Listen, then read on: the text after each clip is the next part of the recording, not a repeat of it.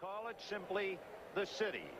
San Francisco, a magnificent city, a city the entire country is so very proud of, and a city that is romantic and challenging and ever so exciting. And yet to come here at this stage of the year, it is unlike the San Francisco you would expect. It is bordering on the tropical, with temperatures high up into the 80s today. So it means that Candlestick Park is not the Temple of Doom. It is not the place where we have treacherous winds and fog banks. Instead, it could very well be a ballpark in Southern California or in any sunny clime. It is Candlestick Park and San Francisco at its best. The two old friends will bring up the lineup cards. Slim and Zim. That would be Roger Craig and Don Zimmer. Meanwhile, Orlando Cepeda, who played here from 1958 through 1966, throws out the traditional first ball. We'll be back with the starting lineups for Game 4 right after this. Late afternoon, early evening, here are the starting lineups for the visiting Chicago Cubs. Jerome Walden in center field, Ryne Sandberg at second, and Dwight Smith in left. Mark Grace in the cleanup spot at first. Andre Dawson in right field. Luis Salazar at third. Sean Dunston the shortstop. Rick Rona behind the plate. Greg Maddux the pitcher. And trying to stop the Cubs, Scotty Garrelts. 14-5 during the regular year, but 10-2 at Candlestick, leading the National League in earned run average and the lowest ERA by a Giant since the Juan Marichal in 1969. The defense behind Scotty Garrelts, exactly the same defense that was behind him in Game 1 in Wrigley Field. Jerome Walton, Kevin Mitchell, Butler, and Sheridan in the outfield. Williams, Uribe, Thompson, Clark on the infield. Terry Kennedy does the pitching. 3 games so far in this series. There have been but 4 errors, so defensively it has been a decently played game. Off speed, and that missed the outside corner. Check swing. 1 ball and no strikes. Jim Quick, the umpire, behind the plate tonight. And on the very first pitch, you can see Scotty Garrelts trying to establish his curveball. It's a thing he was not able to do in Game number 1 in Chicago. 2 balls and no strikes. He struggled early in Chicago. And the reason he just could not get his breaking ball over, he's been very effective at the end of the season for San Francisco. Throws hard. He will throw in the mid-90s, and when he gets his breaking ball over, he's tough. Popped it up on the right side. Robbie Thompson. The sun a little bit more factor here in this game number 4 than it has been the first game here in San Francisco. You see the sun in right field. In the game last night, just about game time, the shadow was almost all the way to the fence in right field. There's the outfielder's view of what it looks like from center field. And the shadows that you can see last night, they were almost all the way back to the warning track. Here is Ryne Sandberg in the first inning at Wrigley Field with 1 out. Sandberg doubled, and with 2 out, Mark Grace homered as the Cubs tried to come back after the Giants had scored 3 for Garrelts. Breaking ball missed, ball 1, 1-0. Sandberg has hit in all 8 league championship games that he has played in, going back to 1984. Good breaking ball on the corner, 1-1. We're talking about Ryne Sandberg loving to hit the fastball, and you can see his reaction, how he genuflects on that curveball. He does not like to swing at the curveball. He has not had a decent swing against the curveball the entire series. There it is. And another one. Another one. Boy, it's just as obvious as you can be, isn't it? 1-2 the count to Ryne Sandberg. Here's Sandberg's stance. You can see the curveball and how he shies away from the ball. Now, I mean, a couple of things. Garrelts could really have a dandy. 2 balls and 2 strikes. The count to Ryne Sandberg. 1 out in the first inning. We're just starting, so pull up a chair for Game 4. The Cubs down 2-1 and playing in the Lions' Den here at Candlestick. Breaking ball hit in the air to left field. Going out is Uribe. Down the line is Mitchell, and it's going to land because Mitchell never got a jump on the ball. If anything, started to go back. On this powder blue sky, Mitchell had no idea how hard that ball was hit. And you never see a shortstop go that far down the line unless the left fielder is completely out of the play. So Sandberg gets a gift double to left. I think you're exactly right, Vinny. I don't think there's any way that Kevin Mitchell saw that ball initially, and then by the time he got there, he knew that Jose Uribe was certainly in the area, didn't want to run over the top of him. It could have been the Uribe was calling him off, knowing that he wasn't going to get there. I don't think he saw it off the bat. So Dwight Smith now trying to take advantage of it. Ryne Sandberg has been the first inning spark plug. Fastball whacked into right field, base hit. Here comes Sheridan's throw, and they're going to hold Sandberg on a great throw by Pat Sheridan.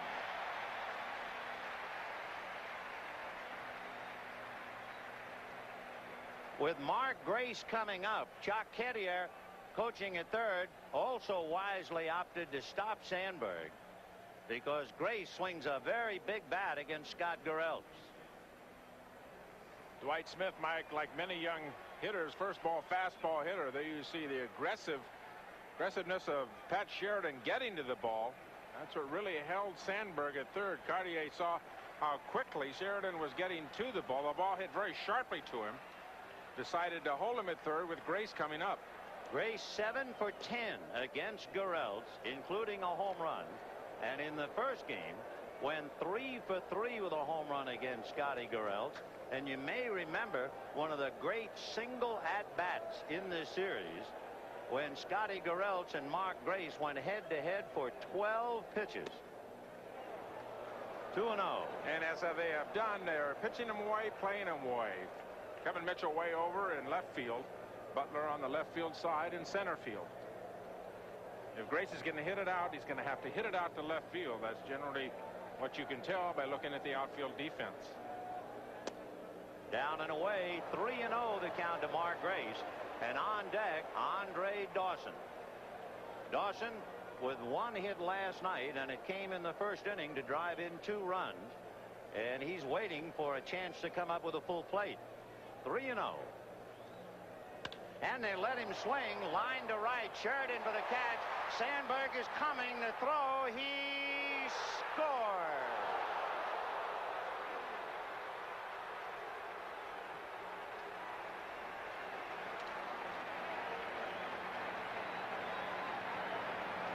Close play. Terry Kennedy unable to hold on to a great throw by Pat Sheridan.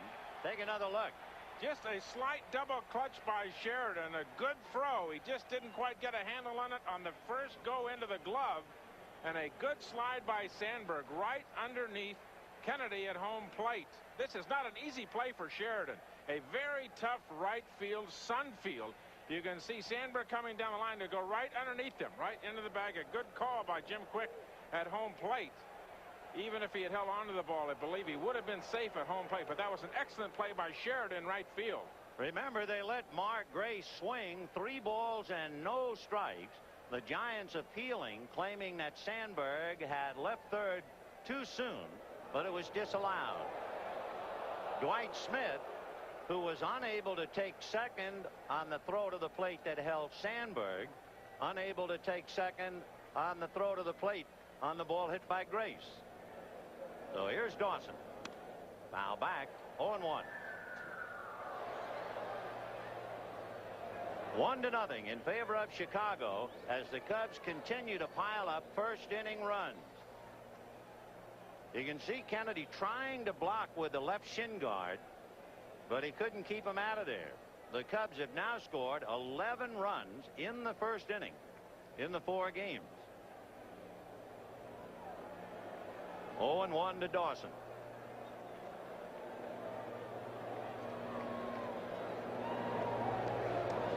The step off to check to see if Smith is going to do anything at first, and maybe he is giving anything away. You would think Zim would do something here. He has been aggressive the entire series when he's been able to. Time called.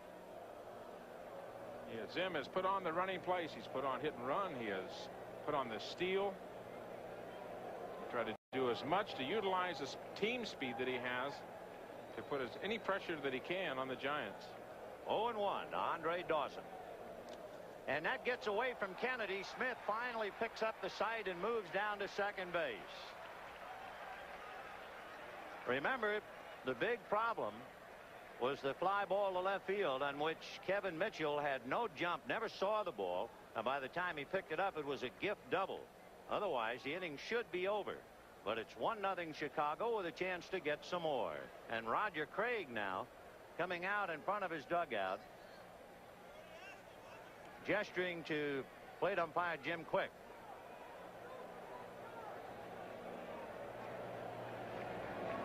Roger questioning something. I don't know exactly what it is. Maybe a count. Not sure exactly what the account is. The board has it as 1-1. That was a wild pitch, advancing Smith to second. So Andre Dawson waiting. 1 ball, 1 strike. Breaking ball lifted to right field. Sheridan squinting up into that sun on the track to pick it off. For the Cubs, 1 run, 2 hits, 1 left, and we're underway at Candlestick Park. 0 Chicago, bottom of the first inning. The Giants with Butler, Thompson, and Clark, Mitchell, Williams, and Kennedy, Sheridan, Uribe, and Gurelt, and Greg Maddux staked to a 1-0 lead, ready to go in the bottom of the first inning. The 19-game winner who lost game 1 to Gurelt and the Giants. Ball 1 to Brett Butler. Butler 3 for 12, has scored 4 times in the series. Always a threat to bunt, and again Salazar and Grace have to shorten up at the corners. 1-1. Last night we saw 2 pitchers get in a lot of trouble because they couldn't make the defensive play. Mike Lacoste and Rick Sutcliffe. Maddux is a very good fielder. Good breaking ball. 1-2. 4 times this year Maddux was knocked out of a game very early, and his second game following that bad start he pitched pretty well, and in 2 of those 4 he pitched very well. We'll see what all that means tonight.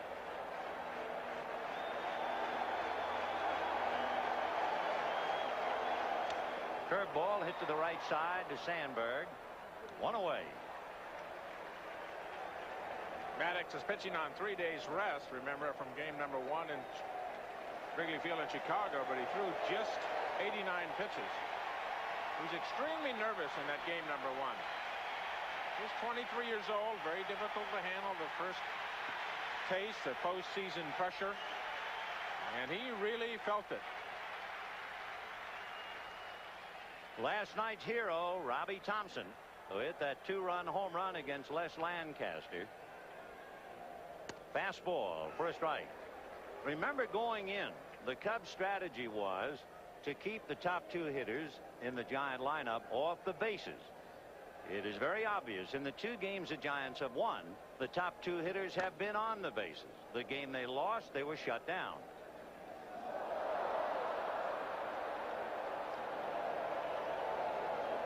We have a little ground crew problem, it looks like, down the third baseline. Couple of heavyweights visiting, going after that ball. Knocking fences down. What's this? I mean, there's a little Albert Dupois leaning over that railing. Golly. I tell you, Filippelli and Rosenberg, they get every shot and every replay, don't they? 0-2 to Robbie Thompson. That's about a 5 on the Richter scale. Fastball. 1-2. You joined us late. A fly ball lost by Kevin Mitchell for a double, a single by Dwight Smith, and a scoring fly ball by Mark Grace. And the Cubs have taken a 1-0 lead. Waiting on deck, Will Clark.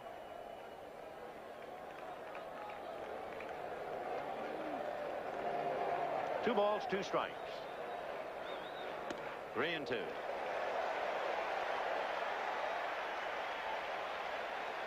Be interesting to see what happens here. Robbie Thompson, dead fastball hitter. He runs the count to 3-2. What are you going to throw him? Go back with another breaking ball or the fastball? Fastball missed.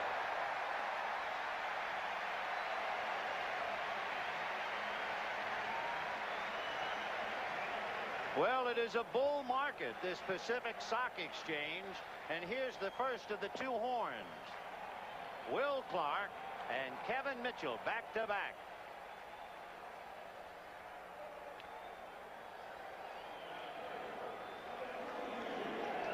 Boy, you talk about a left hook and a right cross.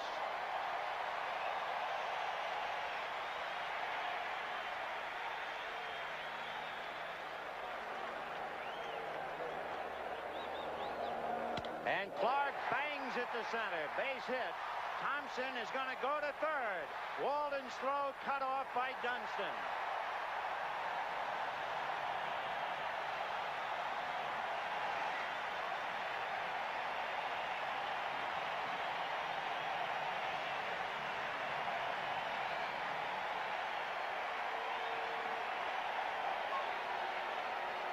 The beautiful swing of Will Clark going right up the middle. Not a bad pitch, down and away. There's nothing that he can do with that other than a single, and that's all that he tries to take.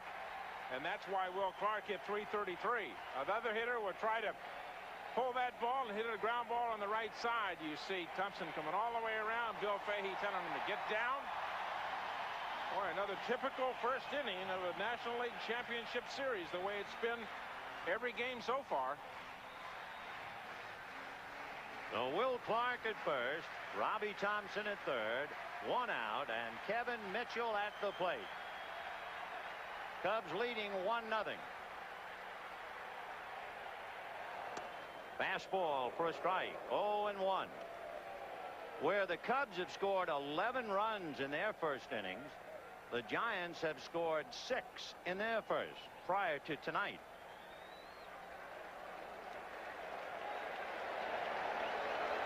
Mitchell during the year had 7 scoring fly balls. Missed the corner. 1-1. Maddox's first 2 pitches trying to stay away from Kevin Mitchell. The worst thing that you want is the 3-run home run in this situation. You might give up a run for an out if you can. There's the slow-mo with the pitch, and the pitch outside caught by Rona. Trying not to give something to Kevin Mitchell down and in where he can extend those arms. Tremendous power. You let him extend from the middle of the plate in down in the hitting zone. Fake to third, a look at first. Mitchell has had this kind of a year. He's been intentionally walked in the first inning. He's been intentionally walked representing the winning run on base in the 9th inning. He was intentionally walked 3 times in 1 game. 1 ball, 1 strike. Fastball chopped to third. The play is to second, and a double clutch by Salazar. He didn't get the ball out of his glove right away, and they lost the double play because of it, and we have a 1-1 tie.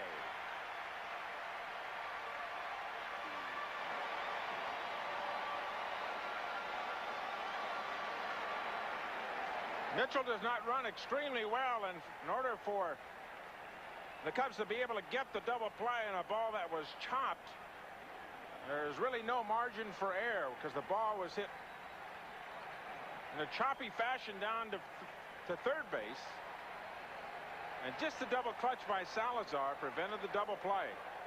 Matt Williams a strike, and the count 0-1. Will Clark, who bruised his knee in a collision with Dodger catcher Mike Scioscia near the end of the year, and that knee and shin area has been bothering him ever since, and obviously hurting him yet again. 0-1. On the fists, hit down to Grace, a busted bat, the out at first, and the fence is down again off third. So they got a ball. Now they were dodging a bat. And this ain't bad for the first inning, huh? A 1-1 tie. Watch it, his right arm as he tries to break up the double play, and you tell me whether that's not interference. And you can see immediately Sandberg pointing, saying, hey, he interfered with me. Well, Clark has paid a price as he limps back to the dugout, but he also saved a run for the Giants. And we have a 1-1 tie in the second inning. Judgment call on the umpires. They fixed the wall down that outside the Chicago Cub dugout. The umpire at second base, Randy Marsh, a judgment call in that sense. Was Will Clark trying to interfere with Sandberg, or was he trying to get a knee out of his face? Like Doug Harvey said yesterday in a couple of calls that we had in the game, it's really something that has to be made immediately, and that's how the decision stands, because it is strictly not an interpretation of the rule, but a judgment call from the umpire. It was such a wild first inning. Here's the broken bat on the pitch to Matt Williams. A huge sliver will go flying over to the VIP seats. Grace quietly goes about his business and steps on the bag. But like Jericho, the walls come tumbling down yet again. Man overboard. Boy, I tell you, there's some heavyweights over there knocking that wall down and having a good time about it, too.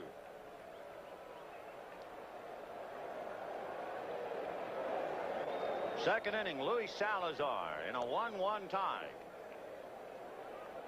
Salazar, Dunston, and Rona in that order. Salazar hitting .364. He's had a good series.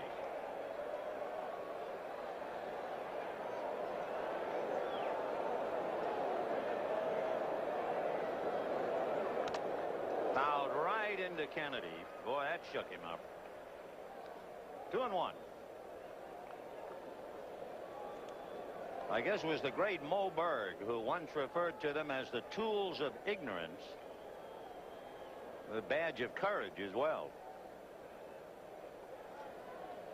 2-1. Fastball hit to straightaway center. Butler going back, away back to the track, to the wall. It is gone. Home run, Salazar.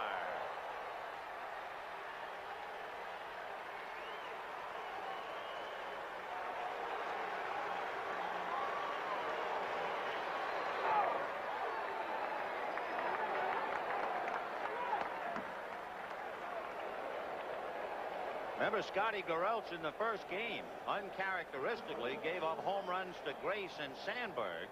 Now he gives one up to Salazar, and it's 2-1 Chicago. Now, I've been 23 extra base hits in this series. I asked Elliot Kalb, our Mr. Stats up here in the booth, to do some homework for us. Oh, the fans they threw it back. There have been 23 extra base hits in this series, and there's only been one extra base hit of the 10 home runs when the hitter has been behind in the count. Every other time, as we take another look at Salazar, hit that ball a long way to center field. Every other time we have had an extra base hit, meaning a home run, triple, or a double, the hitters have been ahead in the count, or at least even 3-2. One of the things that has occurred in this series is that the pitchers have continually been behind. I talked to Dick Pohl, the pitching coach for the Chicago Cubs. I saw him before the game. I said, "What's up?" He said, "High fastballs," and they've been up the entire series. 0-1 the count is Sean Dunston. 2-1 Chicago, second inning.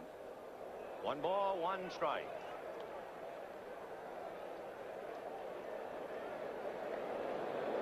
I remember years ago going to Japan, and the Japanese fan would always return the foul balls, and people were always amazed at that. That takes care of Dunston. Now in Japan, the fans have learned to keep the foul balls, but suddenly with the rivalry between Chicago and San Francisco, if the opposition hits one out, you throw it back in. And the batter will be Rick Rona.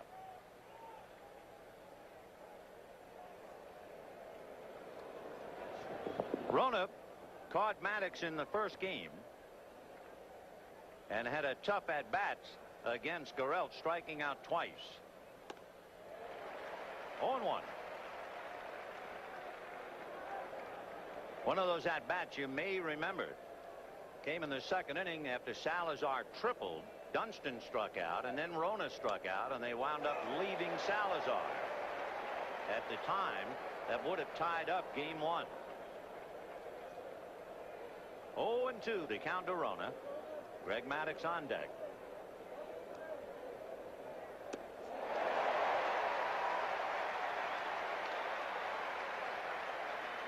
The Gurelts has struck him out 3 times. Here you see the slow-mo of the curveball. You can see the fingers coming over the top of the ball and how it tumbles away. Kennedy set up outside, having protected against 2 strikes. Good pitch right in the corner. There's no way that you can really do much with it. The best shot you have is trying to foul it off. 1 ball and no strikes to Greg Maddux. Greg, a good hitter during the regular year. A chopper to the left of Uribe. That'll be that. 1 run, 1 hit, 1 swing by Luis Salazar, and it's 2-1 Chicago. Goodyear Blimp Columbia, based in Carson, California, with Charles Russell, the pilot. 1989, the 64th consecutive year that Goodyear Blimps have flown over major sporting events. That's a nice touch out in the West to have Charles Russell as the pilot. 2-1 in favor of Chicago. Terry Kennedy, Pat Sheridan, and Jose Uribe.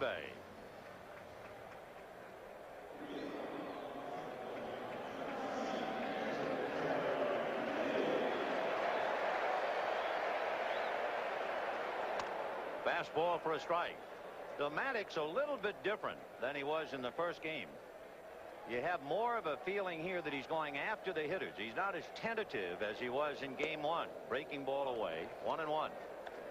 Looked like he was trying to overthrow a little bit in game 1 too, which certainly would be evident for somebody that was be nervous, trying to do a little bit more than you're capable of doing.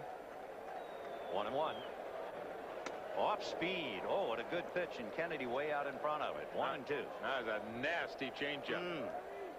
But as hard as he throws, he's not an overpowering pitcher, but when he can spot the changeup, you can see the movement of it down and away. Great pitch, great release point. That's a beauty. Back with the fastball, and he rings him up. So after a 78-mile-an-hour change, he comes back with an 89-mile-an-hour fastball and puts him on the shelf. Oh, that's a great piece of pitching. Both sides of the plate, working both sides of the plate, changing speeds, making the hitter be defensive of the inside part of the plate. He's got to protect the outside part of the plate. You know, he just threw me an off-speed pitch away. Now he comes hard in. I can't hit either one of them. 1 away, and Pat Sheridan, the right fielder. Ground ball, perfectly positioned as Dunston. He threw a sinker to Grace, but Mark stayed with it. 2 down. We mentioned that last night. Dunston has a habit of gripping the ball across the seams and throwing sliders and sailors, and Grace does a truly remarkable job of handling those throws that come at such great velocity with all kinds of movement on them. Mark says he'd rather try to catch him than hit them. And here's Jose Uribe.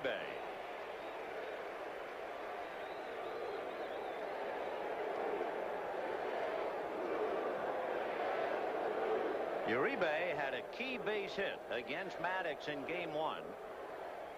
Foul back. It set the table for the eventual grand slam by Will Clark, hitting a very solid 300 in the series.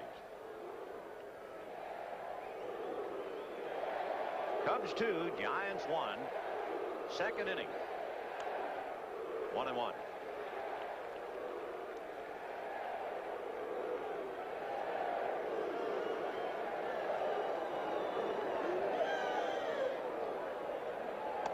Two balls and 1 strike. It was talked earlier in game number 1 of the series of possibly playing Ernie Rouse at third, moving Matt Williams over to short, getting a little extra pop in the Uribe spot. But Roger Craig has talked about how good his defense has been all year and left Uribe in there. Ground ball to the right side to Sandberg. That will take care of the Giants. They go quietly in the second. At the end of 2-1 Chicago, and we'll be back after these messages from your local station. League Championship Series is brought to you by your Toyota dealer. Whatever car or truck you choose, you'll love the quality. Who could ask for anything more? And by NCI. We are the better long-distance company. NCI. Let us show you. We move to the third. Cubs 2, Giants 1. Jerome Walden to start it off. Breaking ball away. Walden popped up to the right side. 0 for 1. Remember, earlier this year he had a 30-game hitting streak, and the Cubs are hoping he'll catch fire. He drives one to left field. Mitchell going back on the track at the wall to pick it off.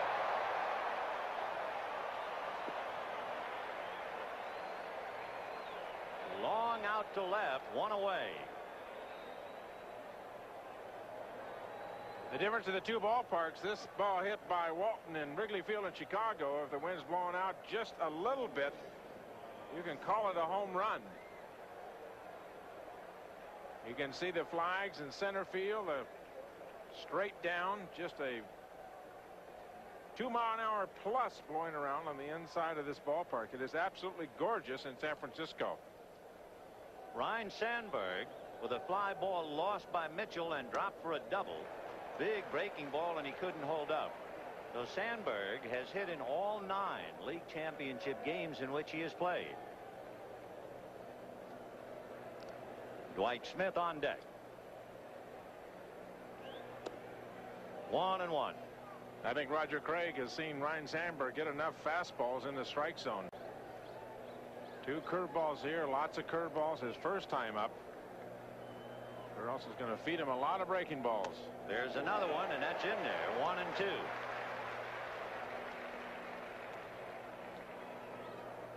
Scotty Garrelts was on the disabled list for the Giants for 2 weeks in July with a strained left hamstring.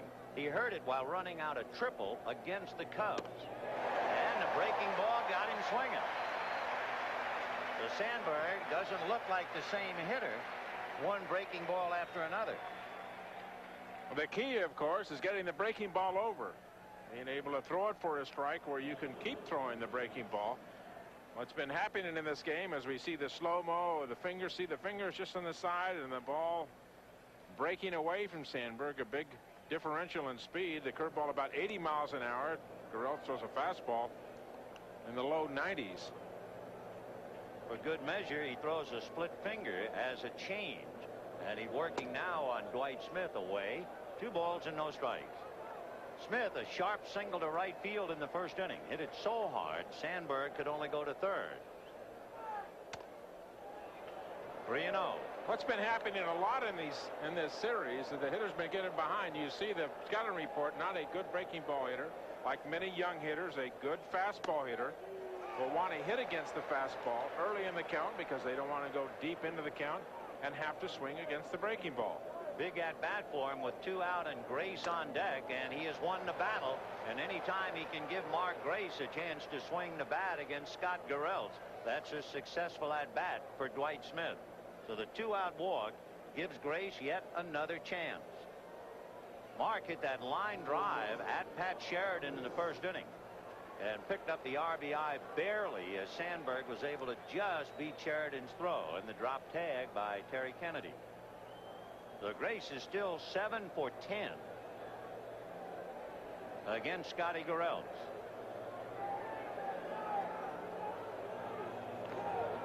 With 2 out, it's a question of what Zimmer wants. Does he want to keep Will Clark on the bag, or does he want to turn Dwight Smith loose? Smitty stole 9 during the regular year. Short lead.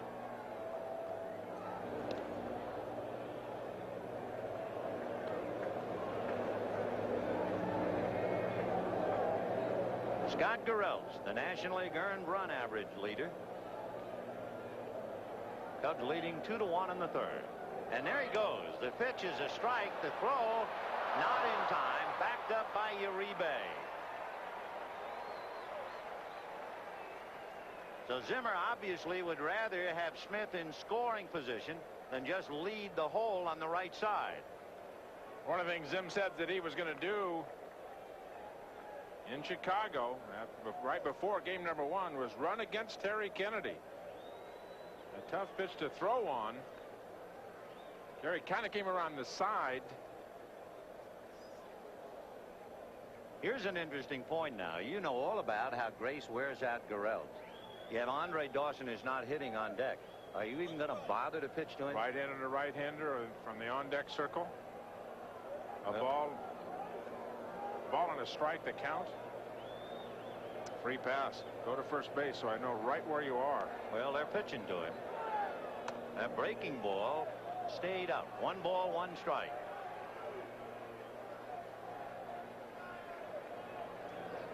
Gray's hitting .727. Breaking ball punched on the ground to Uribe, who sets for the throw. High throw. Coming to the plate is Smith. The throw. He is out.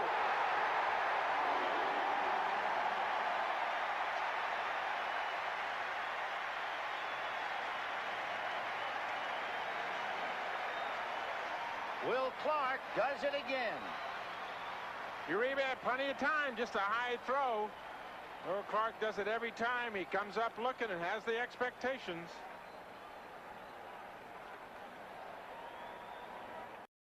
Gurelts, Brett Butler and Robbie Thompson. That's a strike to Gurelts, who has to be feeling very chipper about things, even though he's losing. The Giants got away twice. First, they pitched to Grace, hitting over .700. Then Uribe makes an error, and they still get out of the inning. Ground ball to Dunston. Cranks it up. 1 away. Here's a look at that double play ball. The third out of the inning. Uribe makes a high throw to third. If nothing else, an example of how many ways that Will Clark can beat you. Heads up all the time. It's the third time that we have seen him do this in the series. Come down and reflect. He threw to third in Chicago. He threw home to Kennedy before in Chicago, and he blocked the plate, and here he does it again. He beat you with his bat. He beat you with his arm. He beat you with his head. Always anticipating what might be the next play. 1 ball and no strikes to Brett Butler. So Will Clark figuring prominently in the Giants story all year long, and the main character right now. Fastball at the knees. 1-1. Cubs 2 runs, 3 hits. Giants 1 run, 1 hit, and 1 error charged to Uribe.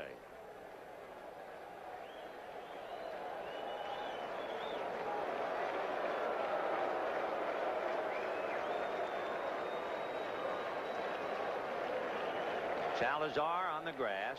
Grace has shortened up, looking bunt. Full swing off the glove of Maddox. Off balance throw. Great save by Mark Grace. He threw it away, and that ball would have wound up down in the Giant bullpen, and Grace made a big save. So Butler's at first. He would easily have been at second. One of the little subtleties of the game of baseball is the size and dimensions of your ballpark. Maddox is a good athlete. Still trying to get the out. Butler runs extremely well. Now, Grace does not get that ball. Remember, this ballpark, see how much room there is over behind first base? Over to the wall. Look, the spaciousness of this ballpark. That ball will go all the way over to where the tarpaulin is. Butler would easily had second, possibly third. Here's Robbie Thompson with 1 out. Salazar, you would think if you just arrived in the game, it's about the 7th inning. He is so close to the bag. 2-1 Cubs, bottom of the 3rd. Butler, 31 stolen bases during the regular year, and Maddox very conscious of that. Butler has not tried to steal a base so far. In fact, the Giants have 1 stolen base, and it was Uribe.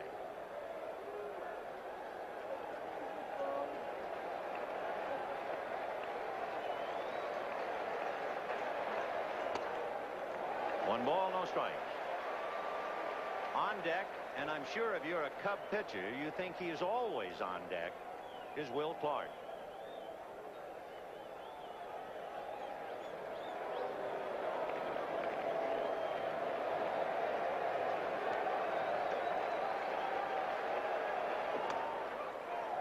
Down to Grace, not in time.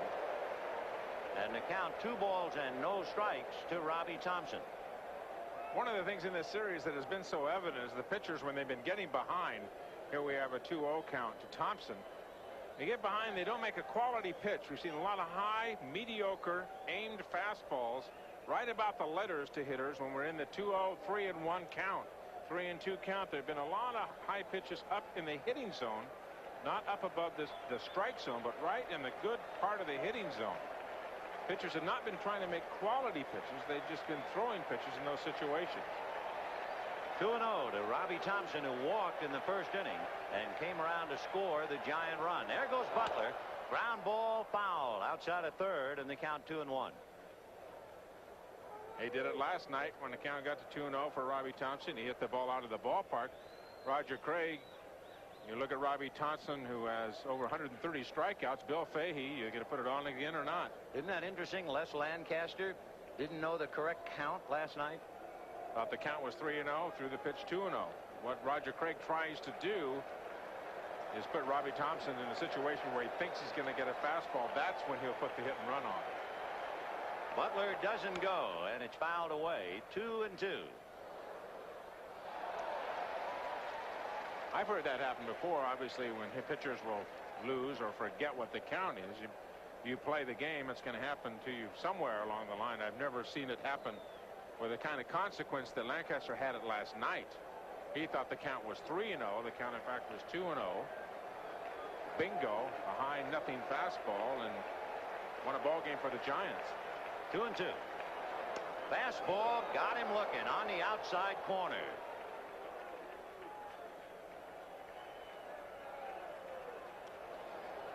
A lot of strikeouts for the man in the number 2 position. Over 130 strikeouts on the season. He's been hitting in pretty good situation here. He's been ahead in a lot of the counts in the series. That a perfect pitch by Maddox right on the corner. We talked about Maddox being a fine fielder and how Lacoste and Sutcliffe were hurt because they couldn't make a play. He should have made the play on the ball hit by Butler and didn't.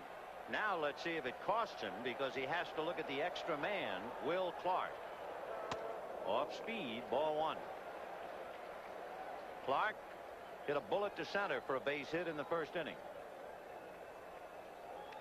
Clark he has that unusual setup with the weight all on his back foot, and then he strides in. When he goes to swinging, that right foot is only about 6 inches from the front plate. 4 to 6 inches. That right foot will go right toward the plate. 2-0. He's one of the few young hitters that when he gets in the batting cage, people kind of stop what they're doing and take a look and see what his style is like, what he moves, where his hands go, where his hips go, where his feet go. Tremendous acceleration, bat speed when it gets to the hitting zone. And he goes the other way, chasing it in the corner is Smith. It's against the fence. On his way to third is Butler, and they'll hold him. Dunston was the relay man, and was he ever ready to pull the trigger? But again, Maddox unable to handle that ball by Butler, and now he's in trouble with Kevin Mitchell coming up, and runners at second and third. Good piece of hitting by Will Clark. Well, if that is not repetition in this series, I don't know what is. Another case of a 2-ball, no-strike count. You take a hitter like a Will Clark, and Mike Schmidt talked about it before the game. He said you can take a mediocre hitter, you can let him hit with a count 2-0 and 3-1, you'll make him a good hitter. You take a good hitter, an outstanding hitter like Will Clark, and pitch 2-0, 3-1, you'll make him look like Ted Williams. Those hitters would tell you that they love to hit 2-0, 3-1, 3-2. They can just sit on a pitch, and that's exactly what Will Clark was doing there. Now that's the opposite field off the fence. 2 meetings, the Giant runners holding 1, and on the mound, Don Zimmer talking to Maddox, and no doubt the subject under discussion, how do you feel with first base open? Do you want to pitch to Mitchell, or do you want to put him on? You have Matt Williams on deck.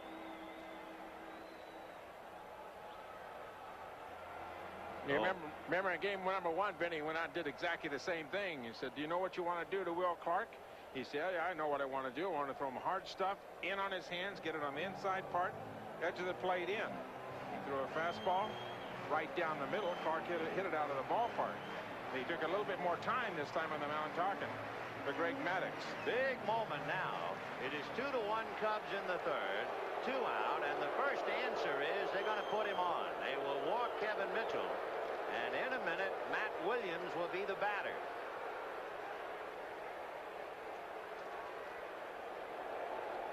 Second walk given up by Greg Maddux. He's allowed 3 hits. But again, it's a case of a good fielding pitcher who might very well have handled the comebacker by Butler. Didn't do it. Gives the Giants the extra opportunity, and the good ball club that they are, they're taking advantage of it. And now they have the bases loaded. Matt Williams coming up has 3 grand slams in his young career. Last year, he got everyone's attention. He hit a grand slam against Nolan Ryan. This year, he hit a grand slam against Cincinnati and a grand slam against the Dodgers, and it's standing room only on the base paths and in the stands.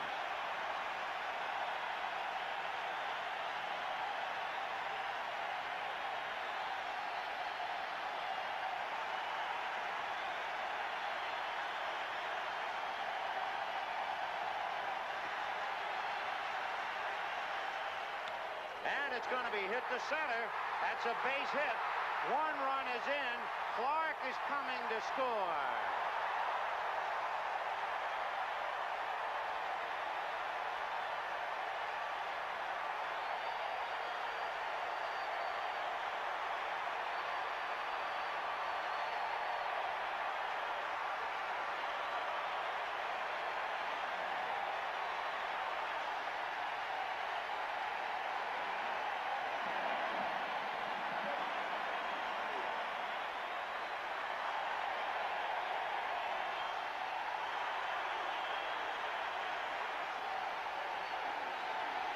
Giants 3, Cubs 2, and the batter is Terry Kennedy. Foul ball. Foul ball. So Matt Williams looped one into center. It wasn't one of those line drives. That's why Sandberg came up with it. Sandberg not thinking that Clark might be an easy out. Remember, Clark's got that bad leg. And Sandberg threw over to Salazar. Had Sandberg turned and perhaps thrown to the plate, they might have gotten Clark. High fly ball to center. Back goes Walton. Away back. He's got it. What a catch.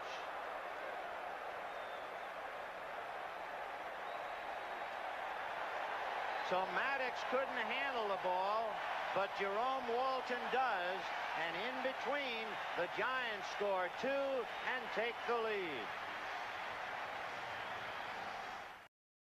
Jerome Walton going to the track, to the wall, timing his leap and getting Maddux out of a desperate situation.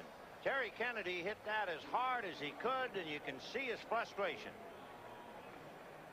He hit 21 home runs 1 year in San Diego. 5 years ago, that'd have been a home run. What a difference.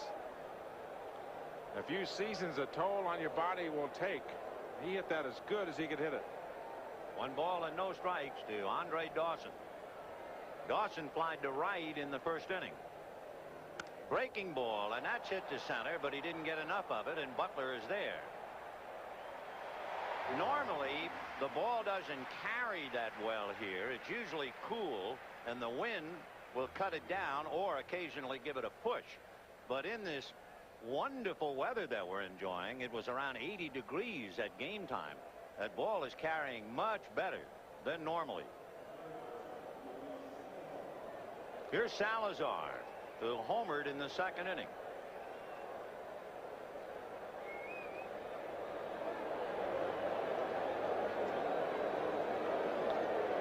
Giants 3, Cubs 2, top of the 4th.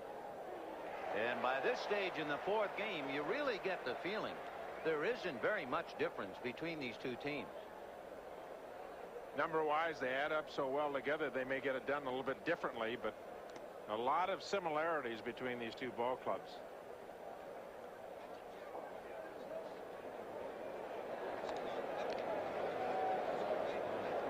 Remember, we were talking about Sandberg throwing to third. See how Clark is dragging that stiff right leg? If Sandberg had remembered that Clark was talking to Butler before the base hit, and if he was thinking that it's a stiff-legged Clark running from second, they might have had a play on him. Line drive, base hit for Salazar.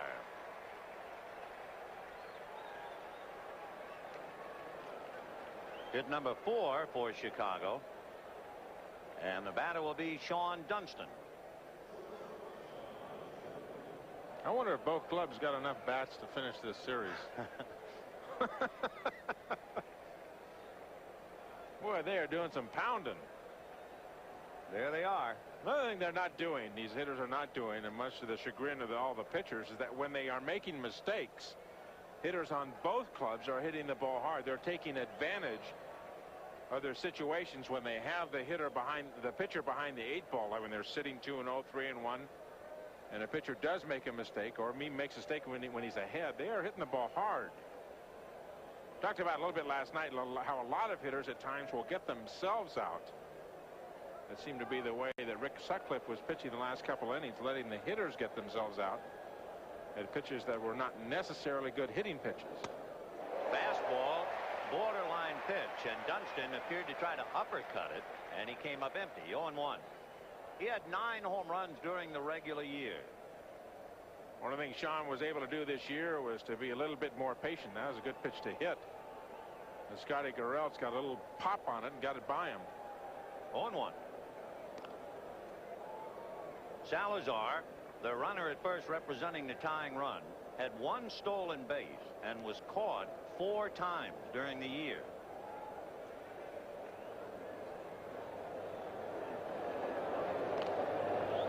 Foul back. The other thing, Zimmer loses with this combination. He does not have any speed, not a good base runner in Salazar. Dunston, an overswinger, inclined to strike out. So Zimmer can't put on a patented play. And with 1 out, 0-2 the count. Giants 3, Cubs 2.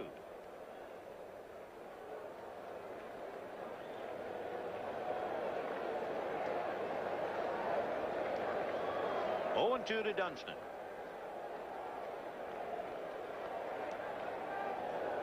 Fastball hit up the middle, base hit. An 0-2 fastball, and Salazar is going to go to third. So Dunston has to be grateful that Garrelts, with the count his way, no balls and 2 strikes, tries to get a fastball over at the knees. You can see the location of the pitch down, but right in the middle of the plate. Salazar off for the hit, who does not bless with great speed, but is a good base runner. Here we'll pick up Salazar. He sees the ball. A good veteran player. He can help you do a lot of things. He may not have the blinding speed. He ran very well when he first came up to the big leagues, but he does know how to play the game. And he's an intelligent base runner. Rick Rona is due up, and Rona is not going to come up. So Rona takes off the shin guards and sits down. And they will go to the bench. Boy, the wheels are turning early, aren't they? Marvell Wynn will come up and bat for Rick Rona with 1st and 3rd and 1 out. The Giants leading the Cubs 3-2. Kelly Downs gets up in the Giant bullpen. So Marvell Wynn, who hit .243 during the regular year. He had 7 home runs, 39 RBIs, spending a good portion of the year in San Diego. As a left-handed batter, not only is Zimmer trying to get the tying run home, he's trying to stay out of the double play. So Wynn runs faster than Rona. He's a left-hand hitter. He has the additional 3 steps to first, and we'll see whether it works or not.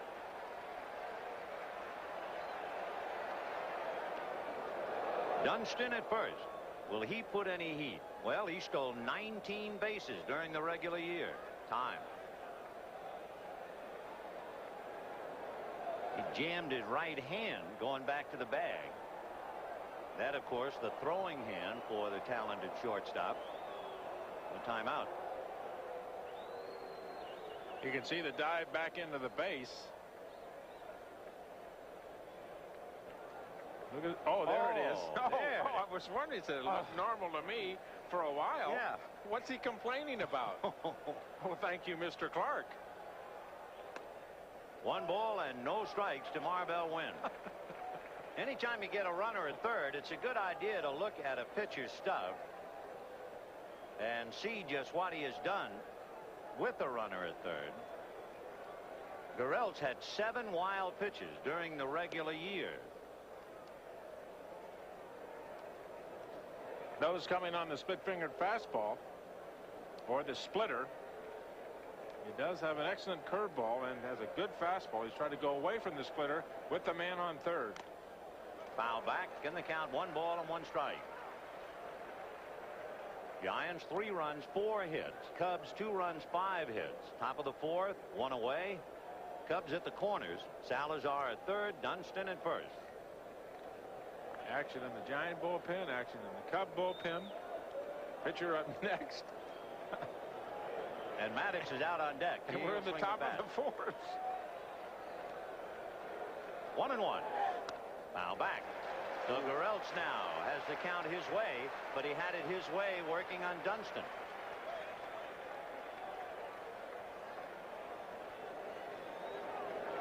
Norm Sherry, Roger Craig, Bob Lillis, Don Zimmer, having made his move, now sits back to see if it pays off. 1-2 to Marvell Wynn.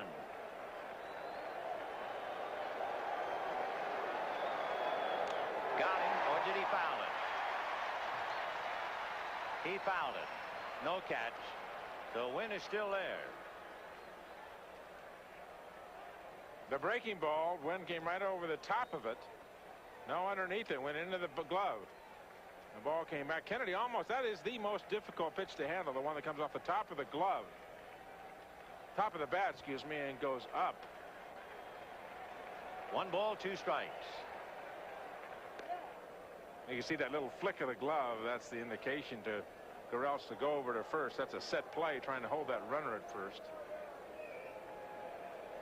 3-2 Giants, top of the 4th, 1 out. Foul back. Big at bat for Marvell Wynn with the pitcher Maddox on deck. Even though Greg is considered a pretty good hitter, it's Wynn's job to keep the inning alive and get the ball game even.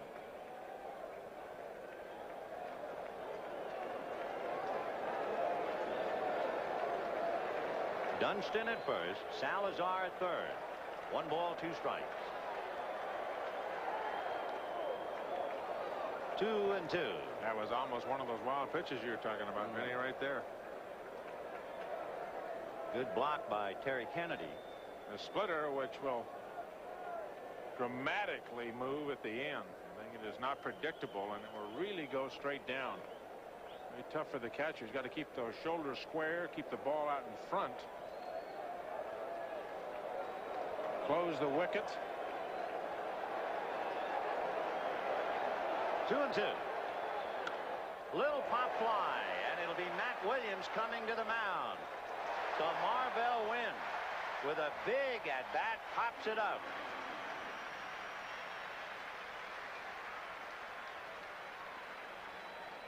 Big at bat and a good pitch by Scotty Gureltz. Looks like Zim is going to let Maddox hit too. Meeting at the mound, Robbie Thompson, Terry Kennedy, Will Clark, and the pitcher Scotty Gureltz.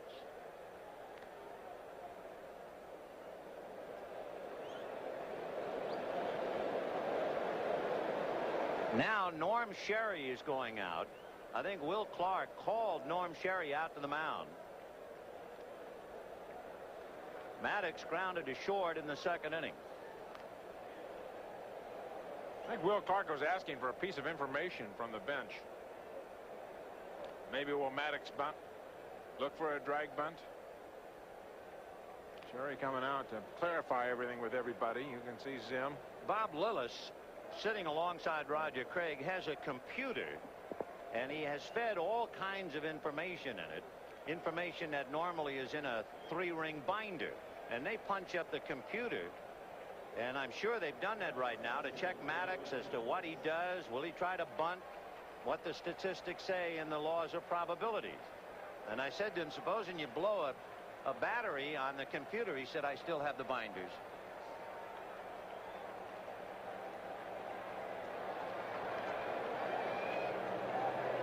Fouled away. 0-1. Maddox is no easy out. He hit over 200 during the regular season. He's a fine young athlete. You make a mistake to him, he'll hit the ball hard. No balls, 1 strike.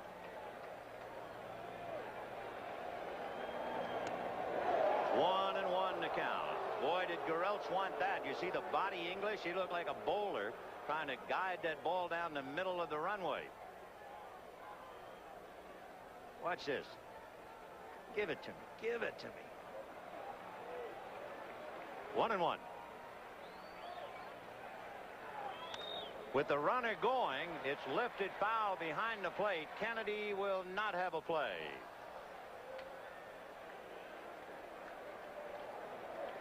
Kennedy is a big target to have behind the plate. He is 6'4" and about 220, 225. So it's like throwing to a backstop. And that has to give the Giant pitching staff a tremendous degree of confidence as far as throwing that splitter low. And the amount of experience that he has behind the plate calling pitches. 1 and 2. Giants 3, Cubs 2, top of the 4th, 2 out. Dunston was going on the last pitch.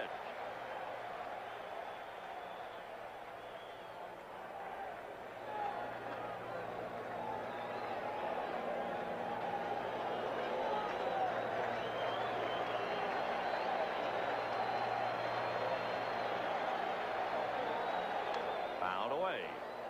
You can see Kennedy looking into the Giant dugout, into Roger Craig or one of the coaches, see if possibly they have picked up a sign where maybe the runner at first is going.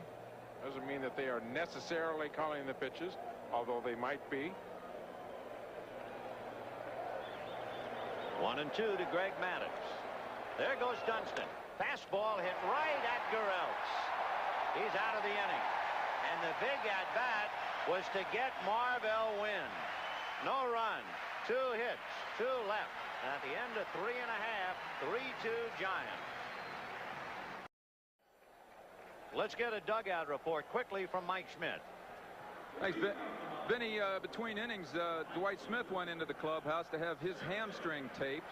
And if I might make a prediction, we got a guy in the Cubs dugout over here chomping at the bit. Mitch Williams is going to play a part in this game before it's over. Pat Sheridan, a ground ball to Grays. Mark takes it to the bag, so 1 pitch and 1 away in the 4th inning. In case you weren't with us, in the 3rd inning, Dwight Smith walked, stole second, tried to score from second when Grays hit a ground ball to Uribe, who made a high throw to Will Clark. Clark whirled, fired to the plate, and Smith was out trying to beat Will's throw. And that's when he hurt his leg, we believe, and they had to have a tape. The batter now, Uribe, who grounded out in the 2nd inning. Bunts foul. It's still Giants 3, Cubs 2, bottom of the 4th inning. The Cubs last night left 5 men in the first 5 innings. They wound up leaving 8, and they came up a buck short, even though they out-hit the Giants. Joe Girardi behind the plate for Rick Rona. 1 out in the 4th.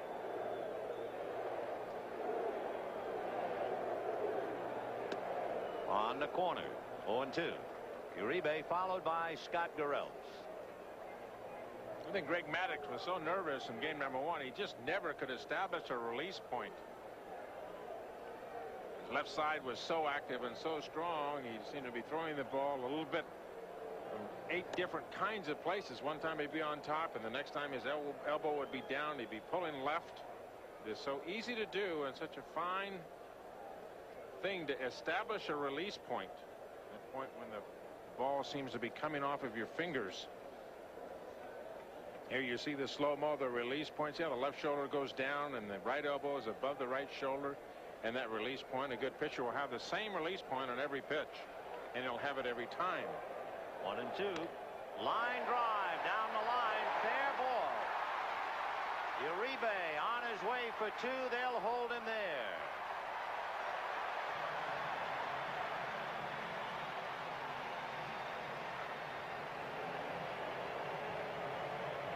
One of the best pieces of advice I ever got was never let a number 8 hitter get a base hit off of you. Right in front of the pitcher, it gives the opposing manager something to do with the number 9 spot. The number 8 hitter is in that position because he normally is not a good offensive player. Uribe during the season hitting just .221. I had a veteran pitcher tell me, he says, you bury that number 8 place hitter. Scott Garrelt's trying to advance him, fouls it away. 0-1. A lot of times a manager will have a sign for his hitters. Let's get him to third base any play you want to. The thing about getting Uribe to third in this situation, albeit it might be with 2 outs, remember Butler, the bunt potential with a runner at third. If it's a lot of pressure on Salazar at third base, if Garrelts can get Uribe down there. 0-1 to Scott Garrelts. Uribe at second, 1 away. A bird dog play by Dunston. The throw hits the runner, and Uribe is going to go to third.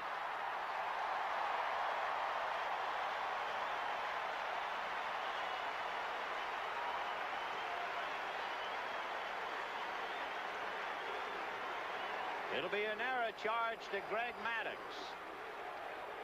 It looked like they had a shot at him if he'd have made a little bit quicker throw and certainly an accurate throw.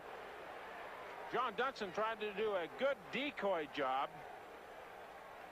The ball just did not stay clear enough or did not bounce far enough into the outfield for Jerome Walton to get there. Uribe really didn't know where the ball was at first, and you could see Dunston trying to decoy him. The Cubs now have to play in. We were talking before about Scotty Garrelts, and they're checking no swing in the count, 1-1. So there is now pressure on Greg Maddux. Runner at third, 1 away.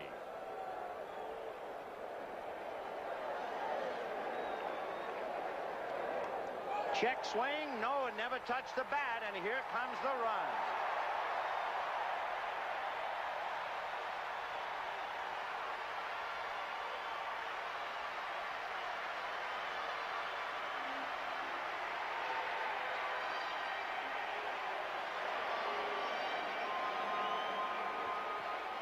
Boy, if you're sitting in the Chicago Cub dugout and you're the manager or the pitching coach, you really feel like you've just seen a case of highway robbery. Your number 8 hitter hitting the double and scoring without even getting an out. 2 balls, 2 strikes. Maddux had committed 5 wild pitches during the year. Zimmer and his pitching coach Dick Pohl beside themselves now as the Giants take a 4-2 lead. And Pohl going to the phone. Steve Wilson was up earlier, and he'll probably want Wilson to get up again. And now he walks Garrelts. That's about as bad an inning as a 19-game winner could ever have. Give up a double to the number 8 hitter. Try to pick him off and advance him to third. Wild pitch a run over while working to the opposite pitcher and then walk him. I think perfectly put. I can't think of anything else that might have gone wrong. The only thing that worse that could have been wrong, and the first hitter, Pat Sheridan, hit a ground ball to Grace, and Grace been playing deep, and you don't cover first base. That's about it. Steve Wilson up again. And now here is Butler. They're buying time. I think Zim and Dick Pohl are really upset, and I don't blame them. I mean, this is the second trip. Salazar made the first trip over there, and now the catcher goes out. For young Greg Maddux, 23 years old, a 19-game winner this year. One of the big reasons why the Cubs are here. But this has been a thoroughly forgettable league championship series as far as he's concerned. And here comes Zimmer, and we'll see if he's bringing a hook with him. You have the left-hand hitting Brett Butler on deck with 1 out, and Steve Wilson in the pen. So Maddux, who had only 4 innings in the first game and gave up 8 runs, is on the edge of coming out in the 4th inning tonight. And he's gone. It's official. Wilson will be called in to pitch to Brett Butler. 4-2 San Francisco.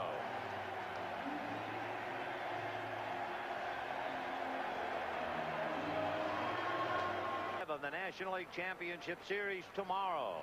3 p.m. Eastern Time, the Cubs and Giants. Left-hander Steve Wilson picking up for Greg Maddux. And he'll go head-to-head with Brett Butler Scotty Gureltz at first. 1 out, remember. 4-2 Giants. Strike. 0-1. For the Cubs to show you the feelings in their dugout. Another bad outing for Greg Maddux. And yet, if they stay alive and go to the 7th game, they'll probably give him the ball. I don't think there's any question that he would get the ball. What he has done for Don Zimmer, Dick Cole the last 2 years. Greg Maddux is pitcher number in game number 7 if it goes 7, no question. 0-2 the count to Brett Butler.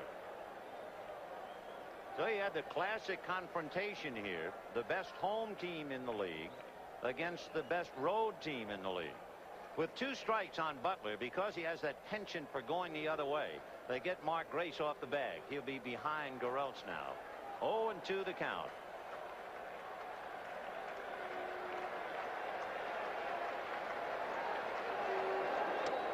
Every time Butler has had 2 strikes in the series, he's gone the other way, and Wilson dared him and came in on the knuckles. Fahey now perhaps hanging out a sign. Scott Sanderson throwing down on the Chicago bullpen. 1-2 to Butler. Grounded out and single. Big sidearm curveball to take care of him. 2 down. Wilson was relieved in game number 1. He came in and he was really trying to spot the ball, goosing the ball up there, trying to aim it. He wasn't aggressive at all. Here he comes out of the bullpen. Remember, he gave up the home run to Kevin Mitchell in Wrigley Field. Here he came out and went strike 1, strike 2 against Brett Butler, a left-hander. Before Mitchell's home run, he had walked Will Clark. Much more aggressive tonight. On the corner for a strike. 0-1. Of course, in all honesty, you would be more aggressive against Brett Butler than you would be against Kevin Mitchell. Butler with 4 home runs, Mitchell with 300,000. The mistake that he made was pitching so carefully to the left-hander Will Clark with Mitchell behind him. I mean, he had a left-hander coming in to see the left-hander. That's the guy you got to get out. You have to get out Will Clark if you're left-handed and not have to pitch to Kevin Mitchell. Robbie Thompson has walked and struck out, scored a run in the first inning. Fastball popped in the air back at first in foul ground. Grace trying to get under it and makes a swipe at it and catches it. What a fine play by Mark Grace. Tough to see the ball against that light sky. He was running out of territory, took one look at the VIP seats and made the play. We'll be back after these messages from your local station. Faces in the crowd here at Candlestick. Gary Cole, a midnight caller. And right nearby, there's George Wendt of Cheers. 4-2 Giants. We go to the 5th inning. And it'll be Jerome Walden, Ryne Sandberg, and then Dwight Smith. So the Cubs got a run in the first inning, but the Giants got it back. Cubs got a run in the second. The Giants came up with 2 in the third, and a big gift in the fourth, and lead 4-2. Ball 1. Jerome Walden popped up. Fly deep to left.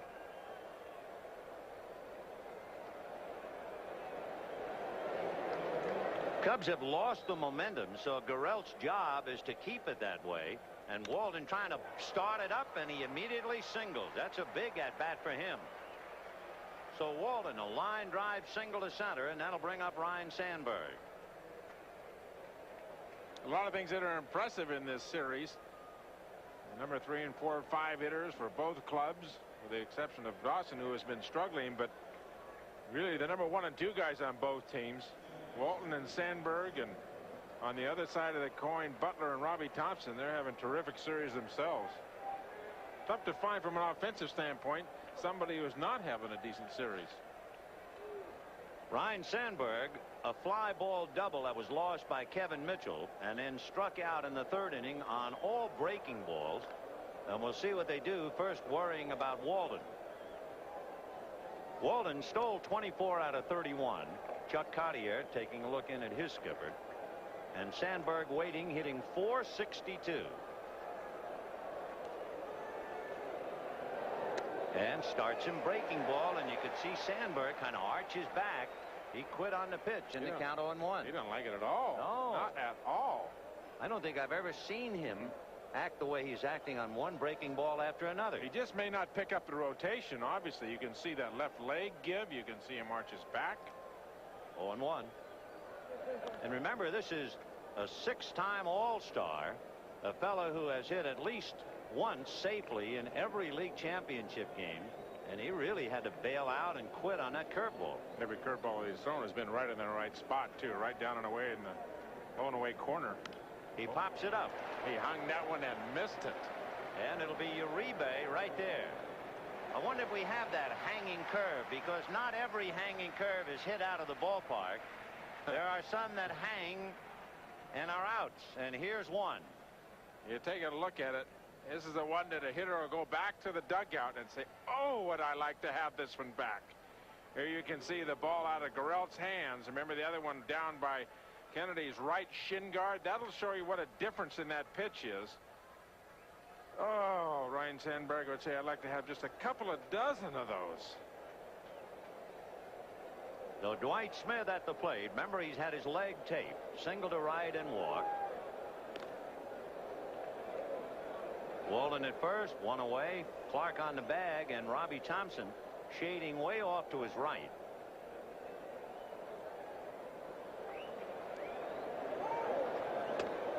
On the outside corner for a strike. 0-1. Smith last night went the other way 3 times. He went to left field, once a base hit. Prior to that, he had a double to right and a couple of shots in game 1 at Matt Williams. So you get the idea that he uses the ballpark. He will go after it wherever you pitch him. He's not necessarily a pull hitter. And then in the first inning, he got a ball he could turn on and rifled a single to right field. Well, how many times can you go to your minor leagues and find 2 youngsters, one to come up and hit and lead off and one third? He goes the other way, but Mitchell is there to pick it off. 2 down, and the batter will be Mark Grace. And every time Grace comes up against Scott Garrelt, you have yourself a major confrontation, and Terry Kennedy is going out to the mound to talk to Garrelt. There's the scouting report. Likes to inside out the ball. That means get the pitch on the inside part of the plate and take it to left field and try to pound him in on his hands. He doesn't strike out much. A great ratio of almost 90 base on balls and just 42 strikeouts. So he's going to make contact. The Giants have been trying to make him put it into play to left field. And he promptly bangs it into right center for a base hit. It gets by Sheridan. And Walden is around third. He will score. Grace is on his way to third. And Robbie Thompson will run it back to the infield. Pat Sheridan tried to backhand it on the dead run and came up with a glove full of empty. And the Cubs now are the tying run 90 feet away. It'll be a triple. One of the things you have to do from a pitching standpoint is pitch the way that your defense is set up. Here they throw the breaking ball, a pitch that Grace can pull. Butler in center field all the way around in left center. That ball really dead in the alley. Sheridan tried to cut it off, knowing that Smith has excellent speed. But that's a case of the pitcher really crossing the defense up. Andre Dawson now asked to pick up the tying run. Kelly Downs is up again in the Giant bullpen. Mark Grace against Garrelts is 11 for 16 as he just triples. And there's a drive into right center, and the ball game is all tied up. That's going to go to the fence, and the Hawk goes flying into second base in a 4-4 tie.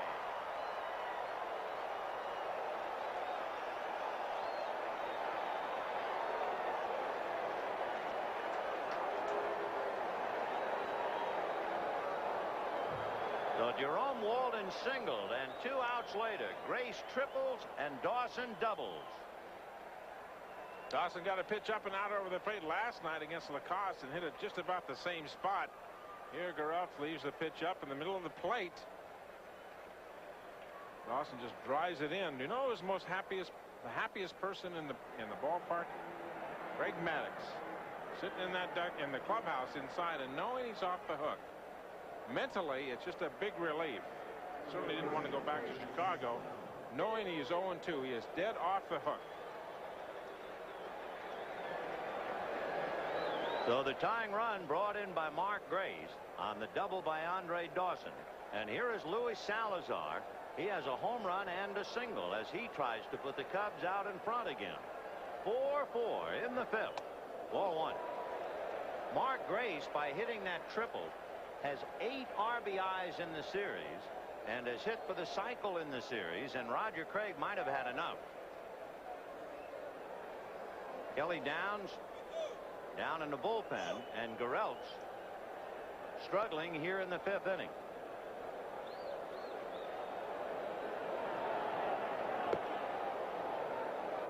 And that will be it. So Scott Garrelts, who was the winning pitcher in game one, can't win tonight and could lose because he leaves even with a possible winning run, his responsibility at second base. Hey, who's that with Joey? That's his sister, Laura. She college senior? League Championship Series is brought to you by Anheuser-Busch. We brew our fine quality beers to be enjoyed responsibly. Remember, know when to say when. And by the First Brands Corporation, makers of Prestone Advanced Formula Antifreeze. Kelly Downs picking up a 1-ball, no-strike count, misses with his first pitch. So the count now 2 balls and no strikes to Luis Salazar. Dawson at second, 2 out. 4-4 tie in the fifth. Fastball, and it's in there. Show you what the Cubs had to do. They had to chase Scott Garrelts, the leading earned run average leader in the National League. He was 10-2 at Candlestick Park this year. His earned run average here was 1.5. Change, and he got it on the outside corner. 2-2. Boy, he gave that away, didn't he? Really? You started calling that before it was halfway to the plate. The old hitter and you came out. The old hitter's right.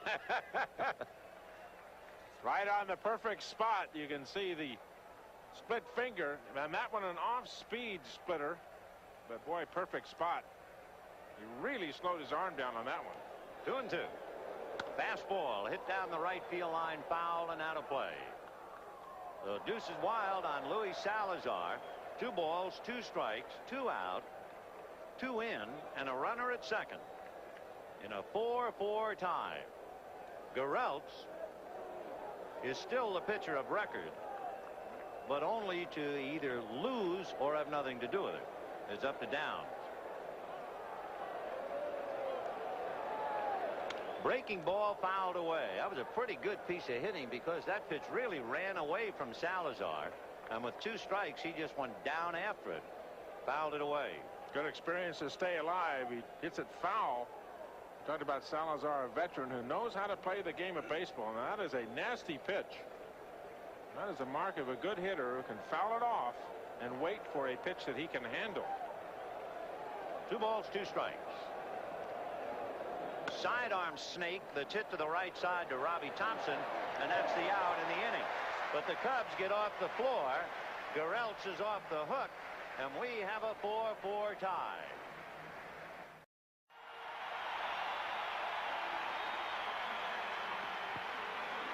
Bottom of the 5th inning in a 4-4 tie.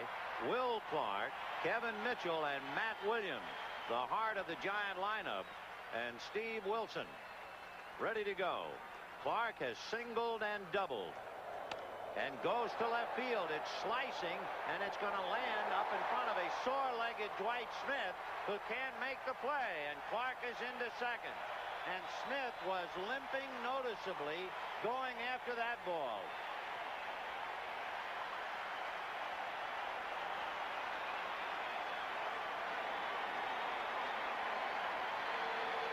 They need his bat, but that bad leg, we believe he hurt it in the 3rd inning, is really going to hurt the Cubs defensively.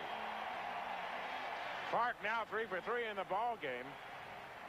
Definitely hurt by Smith's sore leg. He was playing extremely deep. Now remember, Clark's got a bad leg at second base, and it looked from a hitting standpoint, he is simply trying to hit the ball to left field.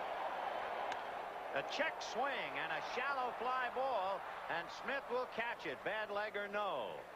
Kevin Mitchell checking his swing. It's a fly ball to Smith. One down. Not a very good at bat for Kevin Mitchell. He's sitting against a left-hander. First pitch, you really got to let it go.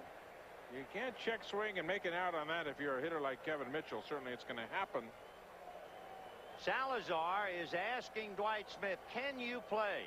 I told you he has really been a one-legged man out there this inning. And Salazar is now gesturing to the dugout as if to say, I don't think he can play out there in left field. Zimmer's hollering Mac. And I think Dwight Smith is going to come out. They are calling him in. He doesn't want to come in. But after watching him go after that ball that Will Clark hit, I'm surprised they even allowed him to stay out there when Mitchell came up. So Lloyd McClendon will take over for him. And remember, Marvell Wynn has already been used as a pinch hitter. So they lose a big bat as Dwight Smith hurt his leg in the third inning trying to score from second on a ground ball and has to come out. There you can see Salazar saying, are you okay? And then finally, after doing that, he gestured to the dugout. He can't play. You want to get Smith out of there so you don't lose him for any longer than just a half a game.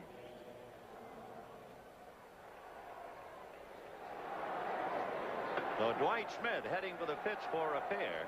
We have a moment, so we'll bring you up to date on some scores.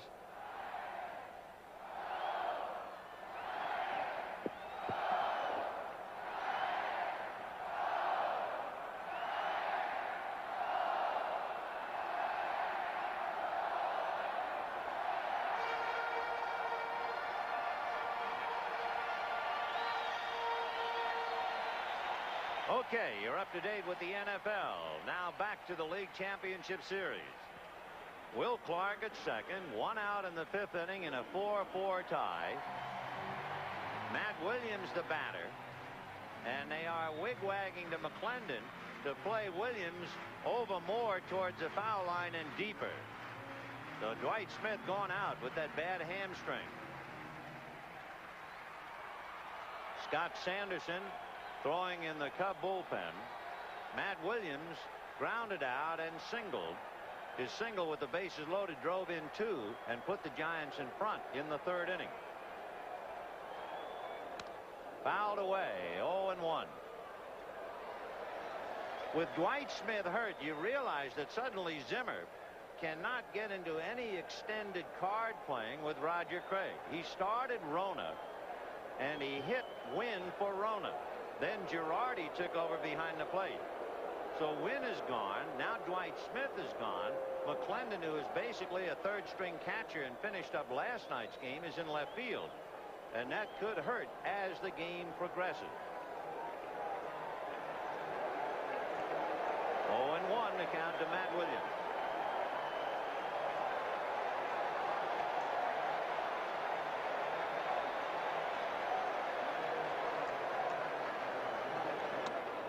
In there.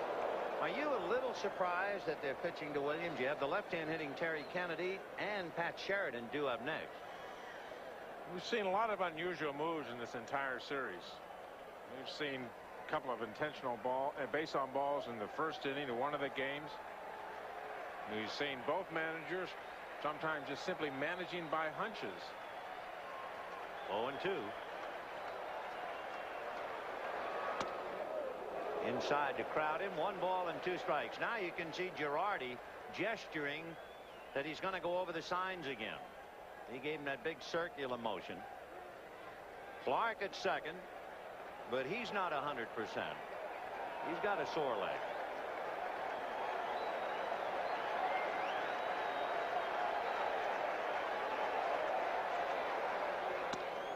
Trying to keep that ball inside. Doesn't want Matt Williams to extend the arms where all that power comes from. Don't know if both those pitches are simply set-up pitches, and he might want to get them away with an off-speed pitch away. Williams would be looking for middle in here. A fastball. He's a fastball hitter. He'll be looking fastball.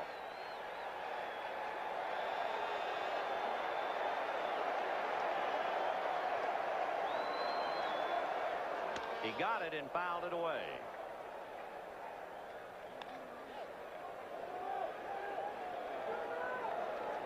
Terry Kennedy on deck. 4-4 tie. Cubs 4 runs, 8 hits. Giants 4 runs, 6 hits.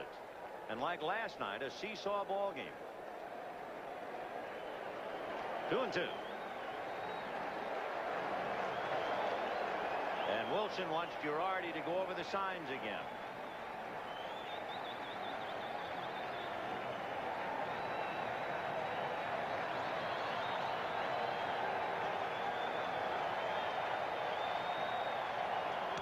On the hands, foul back. He challenged him. Came right in after him, and Williams fouled it off. Williams, the last couple of months of the season, is more productive than either Mitchell or Clark. Big, strong right-handed hitter. You can see how he likes to extend his arms. Chicago basically trying to pitch him hard stuff in on his hands. Hard in, soft away. 2-2. Clark at second, representing a tie-breaking run. Way inside. Boy, he is staying right on top of him, all with hard stuff. And the count 3-2. One thing that Dick Pohl has talked about is not getting enough of those pitches. That ball is not really that far inside. It's running in on him. Now Williams jumps to get away from it, but they have not established hard in off of the plate in this entire series. Boy, if you want to control the outside part of the plate, you've got to show another hitter that you will pop him in off the plate inside. 3-2. And it's hit foul. It was off speed. He took a lot off that pitch. And Matt Williams was so far out in front, he cued the ball into the stands off third base. So after brute strength, suddenly finesse. He struck me out. I'll tell you what. 3-2. I'm looking fastball away. Whew, what a good pitch by Wilson. I should say so. You know, for a young pitcher to have that much confidence in that pitch, 3-2. But with first base open, a left-hander on base. If you miss, so what? You go to first base. Fastball fouled away. Well, that's exactly what he's doing. Soft away and hard in. It's really a perfect situation from a pitching standpoint where you're really not at a disadvantage if you use first base to your advantage. Runner at second. Nobody at first. Kennedy on the on-deck circle. A good double play man. Remember, Kennedy does not run well. So this is the one situation we talked about how counts have turned in hitters' favors throughout the series. Yet with the open base, the count going to 3-2. Wilson is really in a situation where he can throw any pitch that he wants because he's not really hurt with a base on balls. This is his 10th pitch to Matt Williams. 3-2. Ground ball foul. Boy, did he turn on that fastball. Whoa. Still 3-2. One thing that every young catcher and every young pitcher should come to realize is where does a hitter make contact with your fastball. Now look where the bat head is on this fastball. Way out front. That's not a changeup that he hit that there. Remember the changeup that he was way out front, that he hit high left and foul? Williams is getting the fastball out in front of the hitting zone. 3-2. This is the 11th pitch. Fouled away. Do you remember the other night in Chicago? You had that magnificent at-bat where Mark Grace was up there for 12 pitches. Now Matt Williams is up there for his 12th pitch with Will Clark at second, 1 out in the 5th in a 4-4 tie. Steve Wilson came to the Cubs from the Texas Rangers. And again, he wants Girardi to go over the sign. This is a great at-bat. A great at-bat. 3-2. Line down the left field line in the corner. Gone. Home run.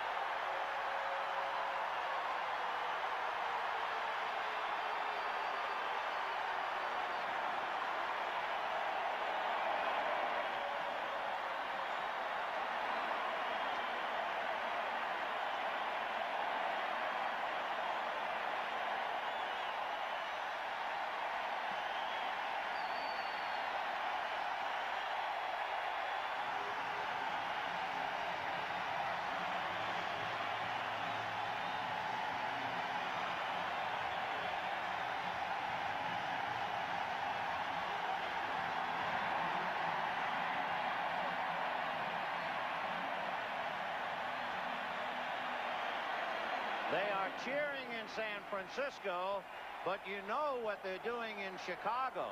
They're saying, why did he pitch to him? With one out, a runner at second, and Terry Kennedy, a double play threat coming up. They challenged Williams and paid for it. It is 6-4 San Francisco. 2 pitches before in the entire sequence, he proved that he could get the bat head out on the fastball, and that's exactly what he hit. Side armor takes care of Kennedy, but that's much too late. That's amazing. That is really amazing. I'm amazed at the pitch. I'm amazed that he pitched to him. Now here comes Pat Sheridan, and the horse is way down the road.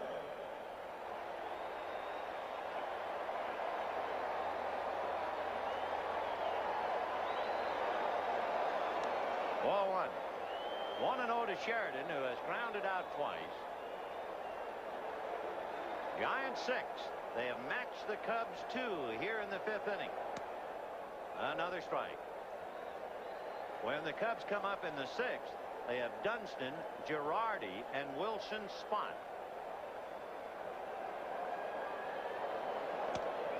Two and one.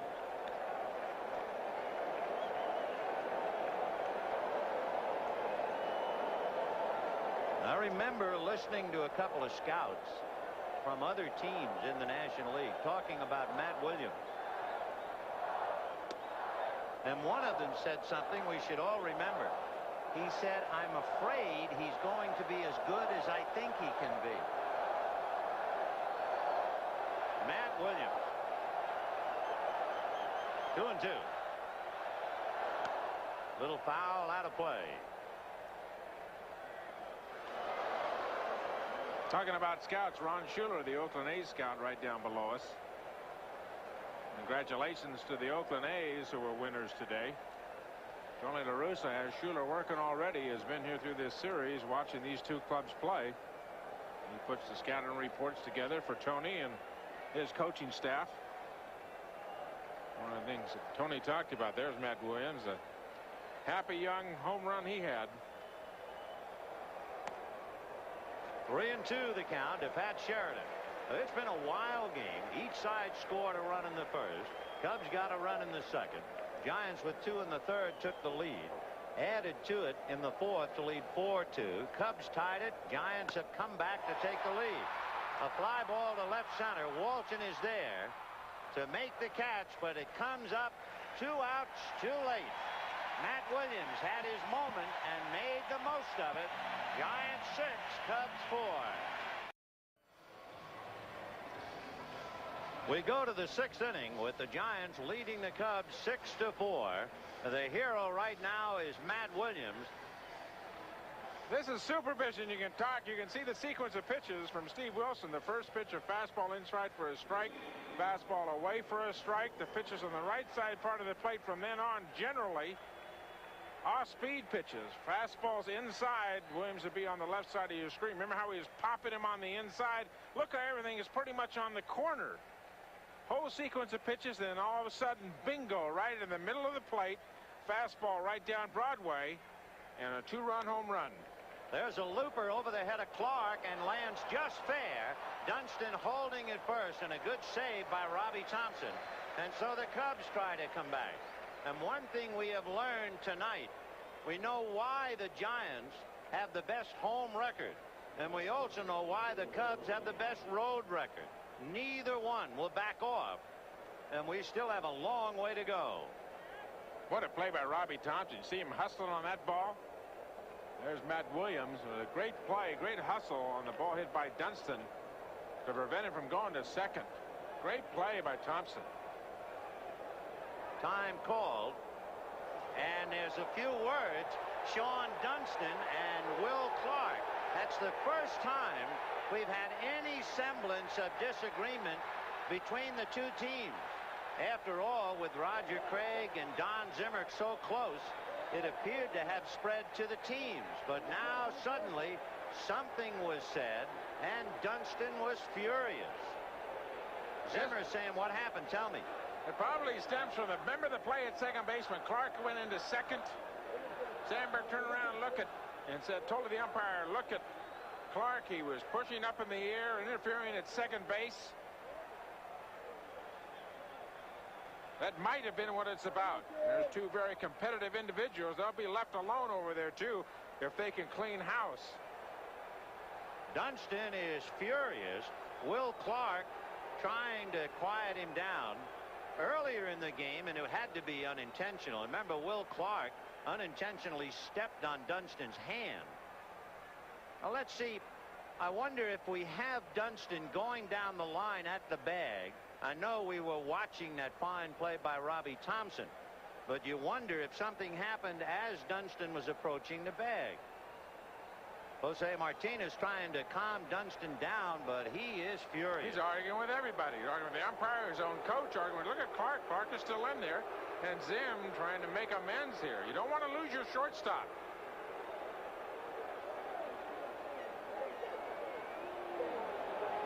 You know, things were so nice between these teams when the Giants were at Wrigley Field.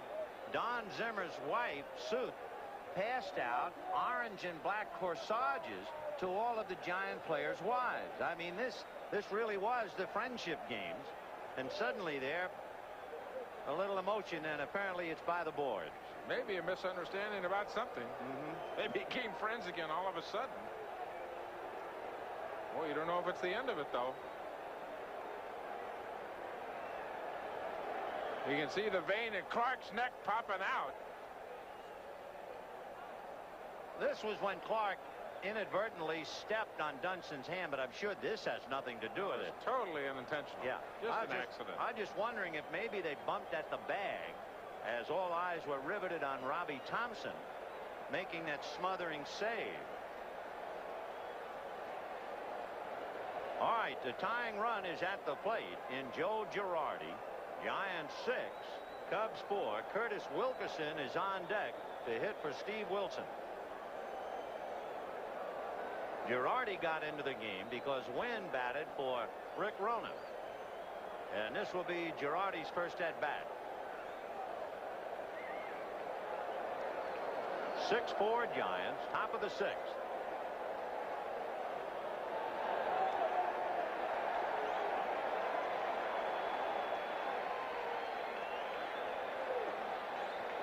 There's nothing to be learned or gained from that because we were trying to get something whether they had bumped each other.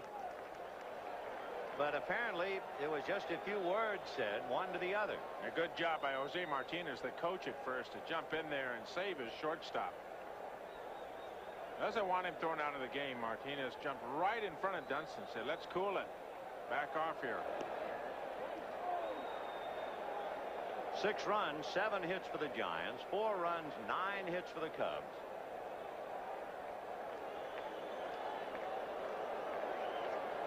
And he goes on a hit-and-run ground ball to Uribe, who goes to Clark for the out.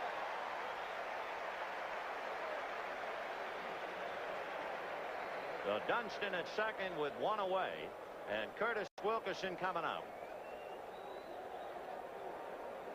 Here's Dunston. Watch now. Round first. Stops. Sees Thompson smother. Goes back to the bag. Clark wasn't anywhere near him. The old story, you had to be there.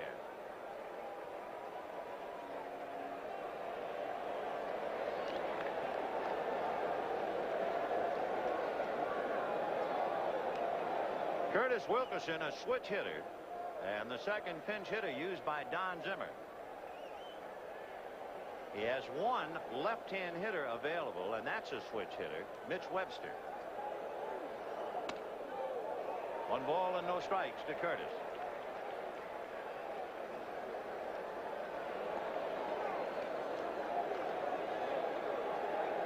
Jeff Brandley begins to warm up back at Downs in the Giant bullpen. Popped in the air back a third, and that's where Mitchell hanging out. 2 down. The batter will be the leadoff man, Jerome Walden. There'll be a meeting at the mound about Walden. Gives us a chance. You ever heard of this? I was reading about Matt Williams when he was at the University of Nevada in Las Vegas. What his coaches did, they took a ping pong paddle, cut the handle off, put 5 plastic strings on the back of the paddle. Williams would then put his fingers in those strings so that the paddle became his glove, and he was fielding ground balls with a ping pong paddle. The idea being to give you soft hands to make you have some rhythm fielding ground balls. You ever heard of that? Never heard of that. That's a new one for me. Neither had I. And that didn't come up. It's going to be a base hit. That ball landed like a poached egg in front of Kelly Downs and just splattered. And it's an infield single for Jerome Walden. Both of yesterday's starting pitchers were commenting on the bunt place that they had to field around the mound, how everything was so soft, not necessarily wet, but soft. This is a very high and thick infield grass in San Francisco, very thick in the outfield as well. There was no life in the ball. Remember yesterday, Lacoste did not field the bunt play with runners at first and second. He would have had Salazar easily, but the ball just never came up. Now you have Ryne Sandberg with the tying runs aboard. And you figured, and he got it. Breaking ball. Sandberg, pop fly double, lost by Mitchell in the first inning. Struck out and popped up. 1 for 3. So you have Dunston at third, Walton at first. So speed at the corners with 2 out.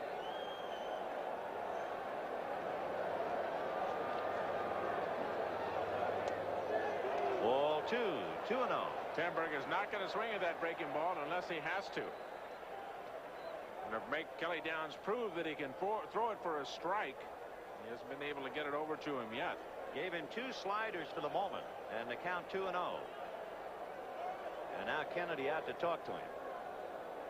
Might be a little discussion of what kind of pitch we're going to throw here. Kennedy may have thrown down another slider. He may have gone out and said, listen, slider came from the bench. That's what you're going to throw. Could have said, listen, throw the best pitch you want, but don't aim it. Let it go. We're going to get hurt. Let's get hurt on the outside half of the plate. 2 balls, no strikes. And that's going to be hit into left field, falling in a hurry, and Mitchell makes a rolling catch.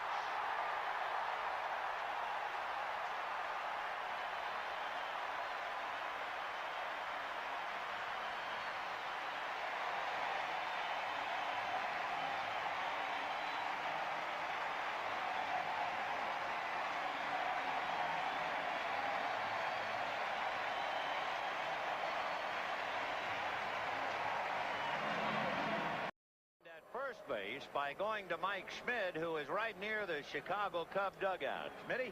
Vinny, it was not a real big deal. You know, in the heat of battle, sometimes when you're doing as well as Will Clark has been and the Cubs are battling, you kind of should keep your mouth shut. I think Will said, in fact, I know Will said to Sean, come on, swing the bat. And Sean construed that as a cutting comment and jumped on Will real quick. I don't think Will meant anything by it, but there's so much tension down here that things like that can get out of hand, and that's exactly what happened. I don't think it was any more than that. Okay. Good report. And we go to the bottom of the 6th.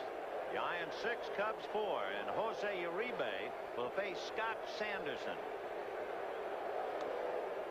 Sanderson, an 11-game winner during the regular year.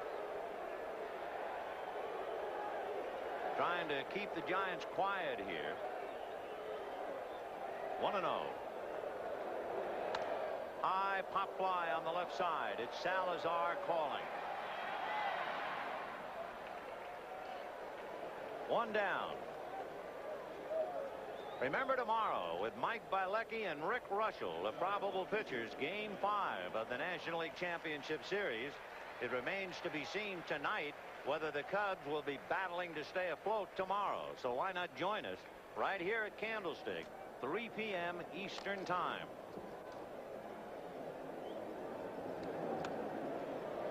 Oh, and 1 to Kelly Downs.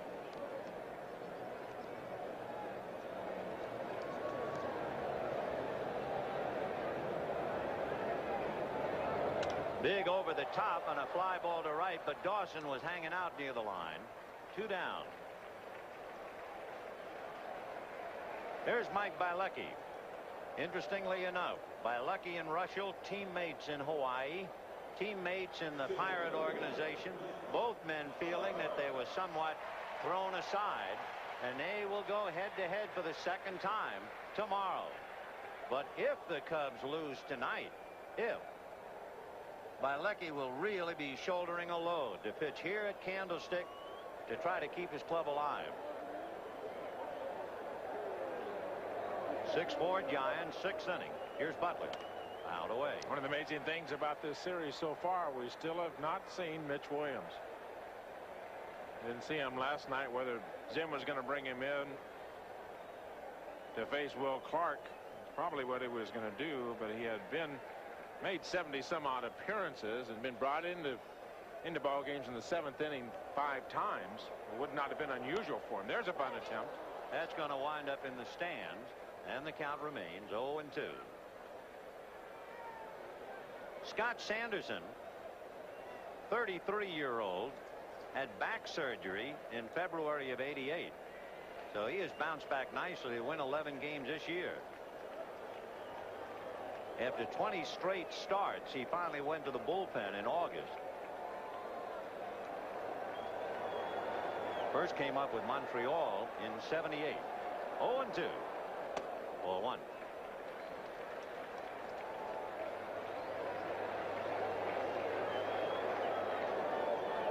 Butler, as you can see, does well against Sanderson. 1-2. Off speed, 2 balls, 2 strikes. Scott Sanderson was one of the reasons Don Zimmer went to the 4-man rotation during the middle of the season. The Sanderson was pitching so badly. It was part of the 5-man rotation, and then just got to the point where he just couldn't get anybody out, couldn't get the club to the 4th and 5th inning, and he was ruining Zim's bullpen. Fastball on the hands, popped up behind the plate. Joe Girardi is there. So the Giants go quietly in the 6th, and at the end of 6, Giants 6, Cubs 4. We'll be back after these messages from your local station. Game 4 of the National League Championship Series is brought to you by the good time, great taste of McDonald's, by Federal Express, the best way to ship it over there, and by Dr. Pepper, Diet Dr. Pepper, and Dr. Pepper bottlers throughout the USA. We go to the 7th inning at Candlestick. Lloyd McClendon will start it off. Remember, he had to take over in left field for Dwight Smith, who had to come out because of the bad leg. So McClendon, Grace, and Dawson against Kelly Down. Hard slider away. Ball 2, 2-0. Greg Maddux has started. Had his ice, put his jacket on, and came back to join his mates in the Cub dugout. Ball 3, 3-0. Sometimes when you got potential scuffle on the field, those that have retired to the clubhouse early will get back. He's either back for that reason, or certainly this importance of this NLCS, wants to be on the bench with his teammates. But that fight might have had something to do with it. 3-1, and McClendon trying to get aboard because Mark Grace represents the potential tying run on deck. And then you get Dawson. So this is a big inning. There we were, 3-1 again, and it looked like a pitch out of the strike zone. Might have gone for ball 4.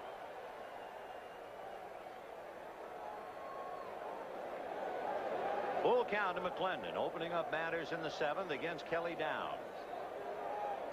And he walked him, and now Grace, Dawson, and Salazar come up. Downs' first walk, and it's only the 2nd walk given to the Cubs tonight. The other one went to Dwight Smith in the 3rd inning. The Cubs have left 7 men in 6 innings. In fact, they failed to leave a man only in the 2nd inning when Salazar led off with a home run. They left 5 in the last 3 innings, and Jeff Brantley is throwing in the Giant pen. Ball 1, and for the 3rd inning in a row, the leadoff man has gotten aboard. Walton in the 5th, Dunston in the 6th, McClendon here in the 7th.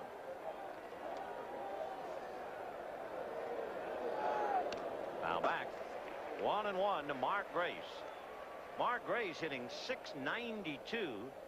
He is 10 for 15 Excuse me, Mark Grace is 9 for 13, and Will Clark is 10 for 15.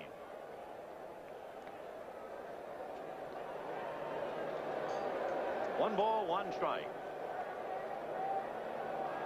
Right side of the infield wide open. Thompson shifting to his right, and Clark on the bag holding McClendon. Hit in the air the other way. Mitchell is there with Butler, and it's Mitchell.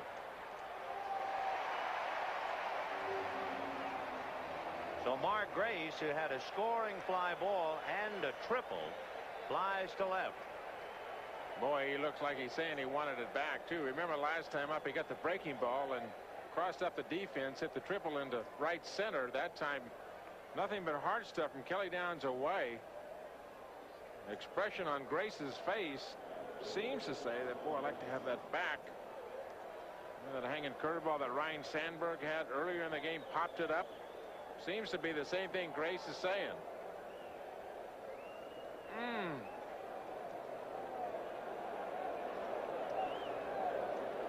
Andre Dawson, the batter, doubled to drive in a run in the 5th inning. Boy, that pitch just ran away on him. You were talking before about Terry Kennedy hitting that long fly ball to center, saying 5 years ago that would have been out. Last night in the 8th inning, Dawson hit a curveball that Mitchell caught, and remember, Grace was doubled up going into second base. 2 years ago, Dawson would have hit that curveball up into the bleachers. Change hit hard to Williams. They get one. In the dirt to Clark. They get two.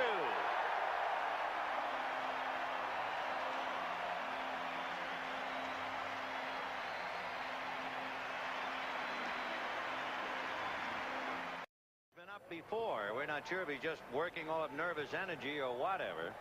Sanderson's spot is due up 4th when the Cubs hit in the 8th inning. Last night's crowd was the largest crowd ever to see a baseball game at Candlestick Park. Tonight's crowd is even larger. The paid attendance, 62,078. That means by winning last night, the Giants increased their attendance by 13.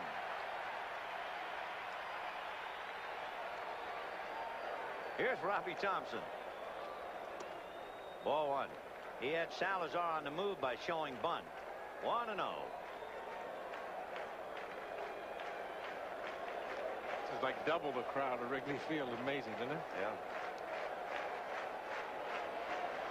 Fastball popped foul and out of play. 1 ball and 1 strike. Thompson, Clark, and Mitchell in the 7th, with the Giants leading the Cubs 6-4. Talked about Scotty Sanderson got into a rut in the middle of the season. Was not pitching well, could not get his ball club to the 4th and 5th inning, and Zim had to take him out of the starting rotation. Gave up 16 home runs and just under 150 innings pitched. Likes to pitch a fastball up at the top of the strike zone, and he got to midsummer when the winds were blowing out in Wrigley Field, and those fly balls that have been knocked down by the incoming winds at Wrigley all of a sudden were carrying to the seats. 2-1. Fastball line to left, base hit. Kicked for a moment by McClendon, but he gets it back into Sandberg.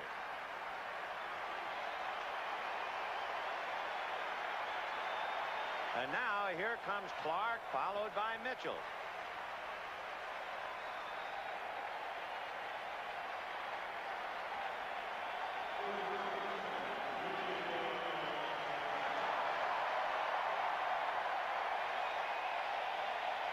Six of the 8 home runs that the Giants have hit this year have come with runners on.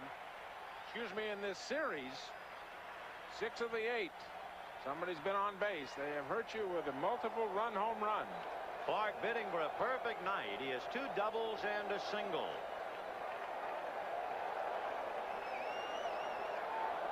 Ball 1. Clark singled to get Thompson to 3rd in the 1st inning. Doubled to get Butler to 3rd in the 3rd, and then doubled to lead off the 5th inning. And that's when Steve Wilson pitched to Matt Williams, who hit the 2-run home run, and it's 6-4 Giants. Clark has not tried to pull the ball all night. He's gone up the middle and left field every time. 2-0. With Thompson on first, the big hole between Grace and Sandberg. He might try to turn on something that's from middle half in, but he seems to have been looking away, under the impression that the Cubs will now pitch him away, push him away, pitch him away, play him away. Excuse me. He's talking to another set of signs from Bill Fahey. That's what he's motioning at. He's going to go down and check for sure. Remember, his leg is sore. He has not run well at all. Thompson, a good base runner at first, and the count 2 balls and no strikes. And Will still double checking with Fahey.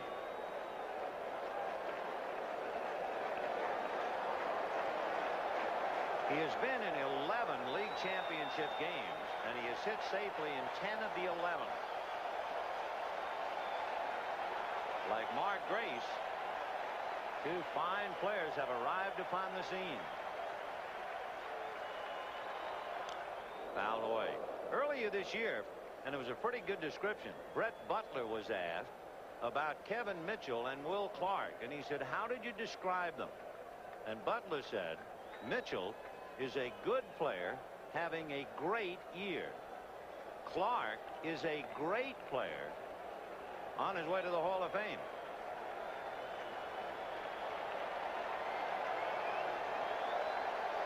Had a big cut at the 2-0 pitch. Sanderson fell behind him.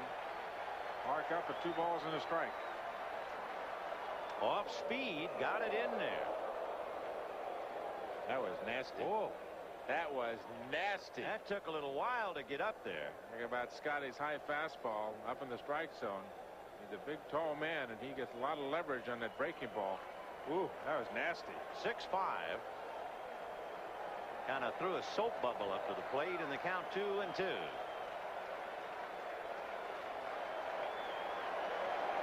Bottom of the 7th, 6-4 Giants. Thompson a short lead at first, trying to increase it. Thompson's gone. On the hands, popped up. They tried a decoy. Grace left the bag for the moment, but Thompson's back anyway. So Clark is jammed and pops it up. Thompson holding with 1 out, and Kevin Mitchell a batter. 2 great pitches by Scotty Sanderson in a row. Fell behind, and then a 2-1 pitch, a great curveball. And remember the scouting reports we've been putting up. One of the parts of that scouting report says hard stuff right on the hands, and that's right where the pitch is. You got to think that they're talking about something that was put on, Vinny, with a leg, whether hit and run, and I don't know if I can hit. Maybe that's what Will Clark is. Excuse me, don't know whether I can run. Maybe that's what Clark is saying to him. There we're talking about the scouting report. You got to pop him on the inside. Here's Mitchell. Fastball at the knuckles. Mitchell hit into a force play, was walked intentionally, and flied to left. Interesting, when they walked Mitchell intentionally to pitch to Williams, there were runners at second and third.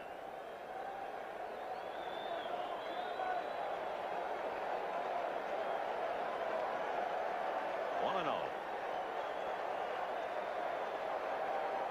Big slow curveball, and he got that rainbow in there. 1-1. I know a lot of people in 20 years that I played would have a lot of trouble hitting that one. That one and the one he threw to Clark, that's what you call yellow hammers. You can't hit those. 1 ball, 1 strike. Fastball, and the count 1-2. After that big curveball, Kevin Mitchell saw a fastball. He almost came off the ground to swing at it. He said, if I see a fastball, I'm going for it. I'm not going to sit here and try and hit that curveball. Oh, to check and see if he didn't break his shoelaces. Here's Mitchell going up that last pitch. That's up and down in the strike zone, but it was straight. It filled one requirement. It was straight. 1-2 to Kevin. Incredible numbers. He had 11 more home runs than anybody else, and he hit his 30th by the All-Star break. That's pretty dominant. Most dominating home run stat that I can remember, the year that Babe Ruth hit 60 home runs, He alone hit more home runs than any other team in the American League that year, except the Yankees, and he was a member there. And he hit more home runs than all of the other Yankees. Now that's dominating a league, isn't it? That's dominating the league, and that's one of the things that dramatically changed the game of baseball. 1927. 2-2 to Kevin Mitchell. Off-speed curve hit to Sandberg. He waits for the hop. Plenty of time. The difference in the game is in the 5th inning, when Matt Williams came up with a runner at second and 1 out, with the left-hand hitters Kennedy and Sheridan behind him, and Wilson 3-2, and Williams on the 12th pitch hit a home run.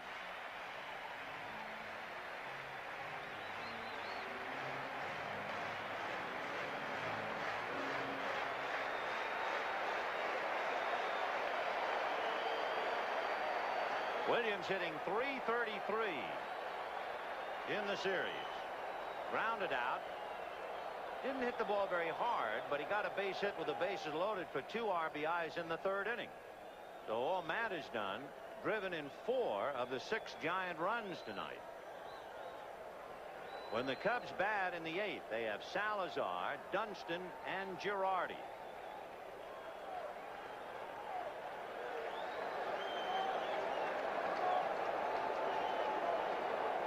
Big slow curveball, and he throws it for a strike every time. My knee buckles up here.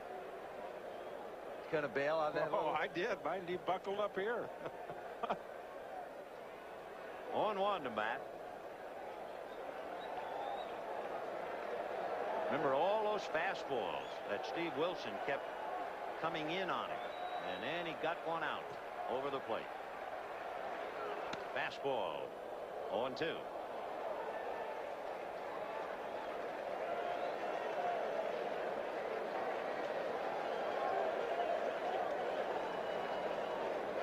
Steve Wilson, no doubt sitting there thinking about that confrontation. 11 pitches, and then the 12th one, Williams hit out to give the Giants the 6-4 lead. Giants have gotten great production out of that 3, 4, 5 slot in their lineup. 21 RBIs in the 4 games. They've done some kind of pounding in the middle of that lineup.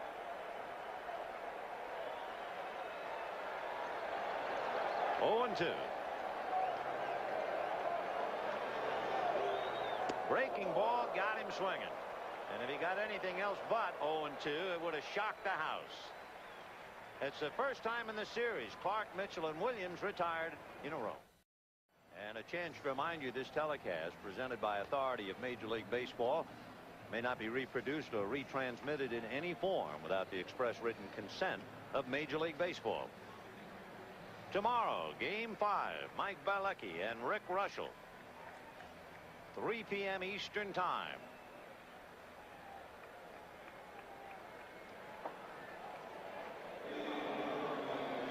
Luis Salazar will start it off, homered in the 2nd inning, single to left in the 4th, then grounded out. The Cubs have gotten people on base in every inning, but they have not hit in sync. They got a great double play started by Matt Williams last inning. Great story about you talking about his soft hands, because I mean that was a beautiful start of a double play to end the 7th. Breaking ball away, 1-1. So again, to get back to that thing, since Williams started the double play, we've heard of a lot of things, swinging a butterfly net, weighted things, but I've never heard of anybody using a ping pong paddle as a glove. He's in the big leagues. Boy, they were soft hands on that ball. That ball was a tough ball to handle. Dawson hit it pretty well in a low skipper. And they made a perfect strike, a throw to Thompson at second. You know, you can be around this game a long time, and you think you've heard it all or seen it all with glow-in-the-dark catcher's mitts and strings and the donut on the weighted bat and all. But now, out of nowhere, you hear a story in college, University of Nevada in Las Vegas. He was fielding not with a glove, with a ping pong paddle attached to his hand. Wow. 1-2. Now I fielded with a glove as if I had a ping pong. Mitch Williams is down in the bullpen for the Cubs. And there are a few others, too. And you also played in a game in college against the President of the United States when he was in school, too, didn't you? We both went 0 for 3. That's going to be a little flare to Robbie Thompson.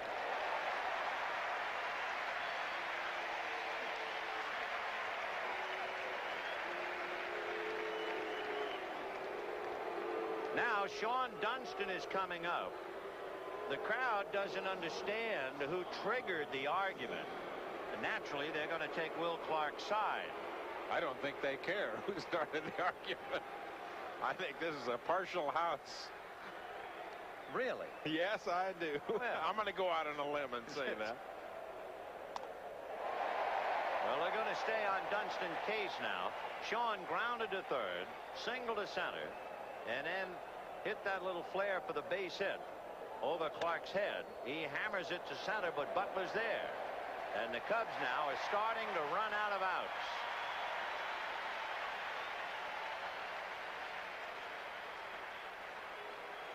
Two down, and the batter will be Joe Girardi.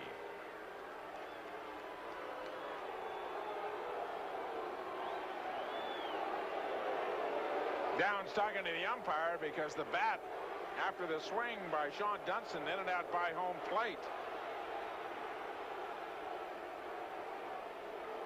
Downs wanted to know if it was done intentionally. It didn't look as if it was done intentionally, and now a little bit of ruckus down by the Cub dugout.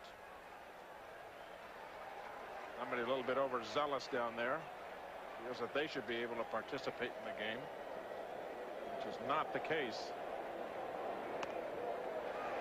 Little slider strike, 0-1.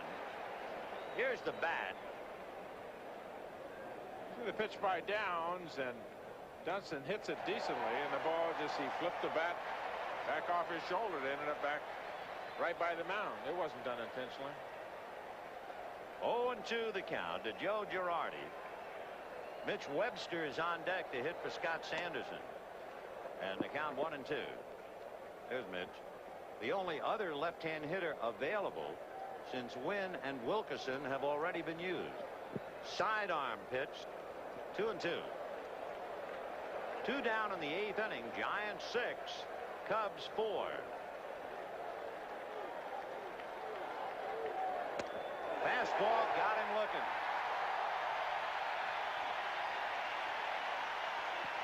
At the end of 7 1/2, 6-4 San Francisco. Bottom of the 8th inning, the Giants leading the Cubs 6-4. Terry Kennedy, Pat Sheridan, and Jose Uribe against right-hander Scott Sanderson. The Cubs have used Maddox, Wilson, and Sanderson, and Wilson stands to be the losing pitcher. Garrelts and Downs stands to get the win. Kennedy 0 for 3, struck out twice, and a long out to center in the 3rd inning when Jerome Walden made a leaping catch of his long drive with 2 men on.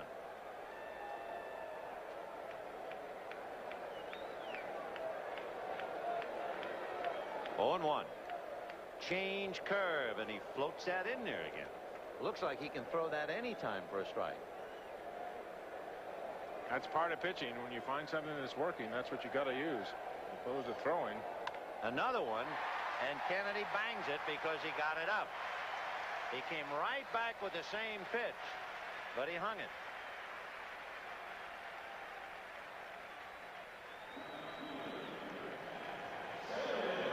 There's a shot of the location of the breaking ball. See how high it was? That's above the belt. Big, slow curveball. We're going to have a runner. Donnell Nixon is going to run for Terry Kennedy. See how the ball tumbles over, but a lot of times that will happen because the pitcher on the mound will begin to pull too quickly with the pitch. Well, it sounds like an NBC News break. Nixon for Kennedy here in the 8th inning.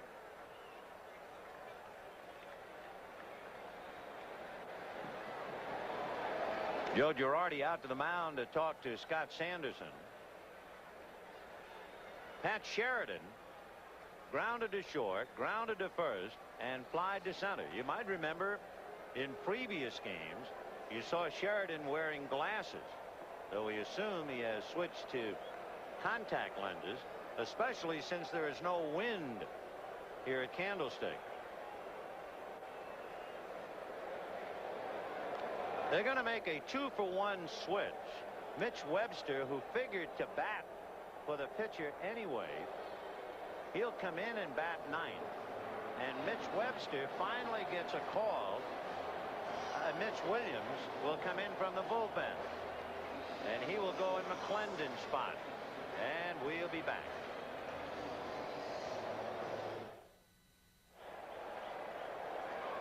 The Cubs make 3 moves. Mitch Webster goes into left field and bats ninth. Lloyd McClendon, who was in left field, stays in the game and goes behind the plate. And Mitch Williams goes in Joe Girardi's spot. Mitch Williams has had a remarkable year, but one thing that has bothered him and the Cubs, 13 times this year he has walked the first man he has faced in relief. Roger Craig letting Sheridan hit here with nobody out. You think he's probably going to bunt. You wonder why not the right-handed hitter Maldonado. Roger would like to keep Sheridan in the game for defensive purposes. A little pop fly, and it's going to be Dunston making a fine catch. And back to first goes Donnell Nixon. Good play by Sean Dunston on that little flare.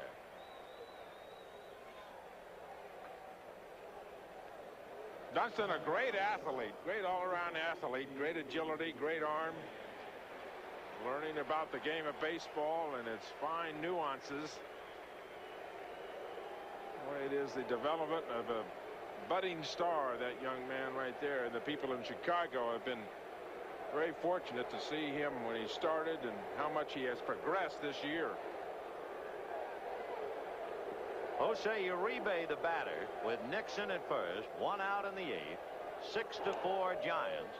If you're not keeping score, the Cubs in the 9th inning due up would be Mitch Webster, Jerome Walton, and Ryan Sandberg. And if anybody gets on, Lloyd McClendon. Grace would be the 5th hitter due up in the 9th inning for Chicago.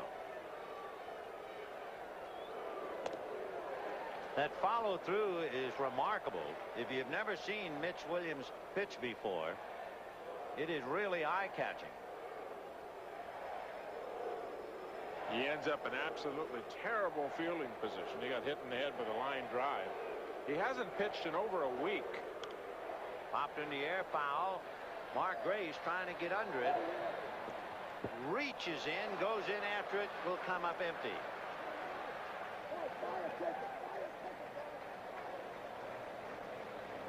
Another great effort by Mark Grace.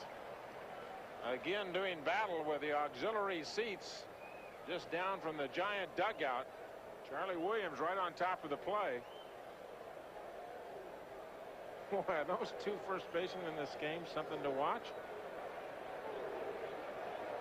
When you watch Mitch Williams, watch what he does with his head. See how he keeps his head down? He says, I never look up. I don't look at home. I don't look at first. I look at my leg. I always have, so they can't tell what I'm doing with my head, and that's a big key. Most guys look at first, throw to home, but I don't do that. I look straight down, so it's tough to tell. So when you see him in a stretch position, watch his head drop as if he's looking at his right leg. Uribe grounded out, double to right, popped up. There goes Nixon. Swung on and missed. McClendon down too late.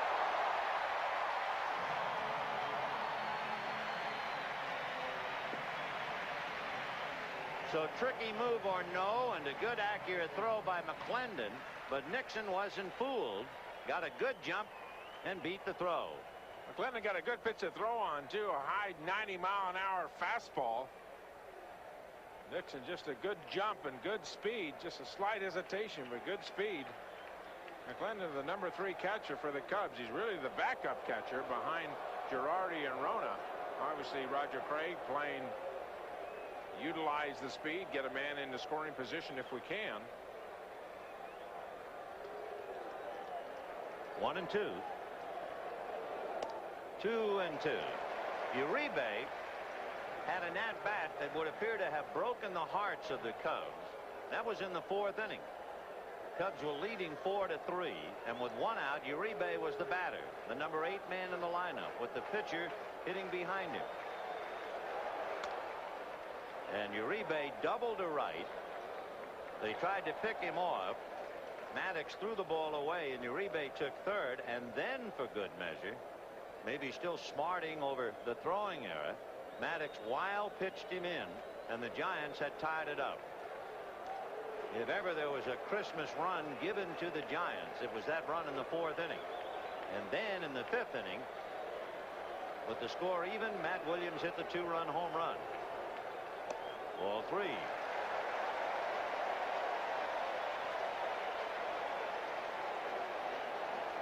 Another shot at Mitch Williams and how he falls off to the third base side after his delivery. Looks like he overstrides on that pitch. Overstrides and overthrows both. And blows away his hitter. So Uribe strikes out, and with 2 down, Kelly Downs is due up, and Roger Craig wants to talk to him. The supervision has this fastball at 89 miles an hour. A lot of times it isn't the velocity of the fastball, it's location. That one on the outside part of the plate, and looks like Roger Craig is going to let Downs go to the plate. You know, Kelly Downs has probably been the best pitcher we have seen in the series, even though his first appearance, he came in the 1st inning of the Rick Russell game, and he gave up a walk to Girardi and a base hit. In fact, a couple of base hits, and then he settled down. He went 5 2/3 innings in that game, and he's been very tough again tonight. Strike.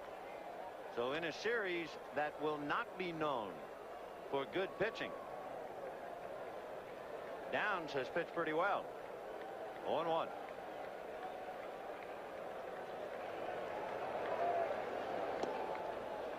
He showed bunt, didn't move the bat, and the count 1-1.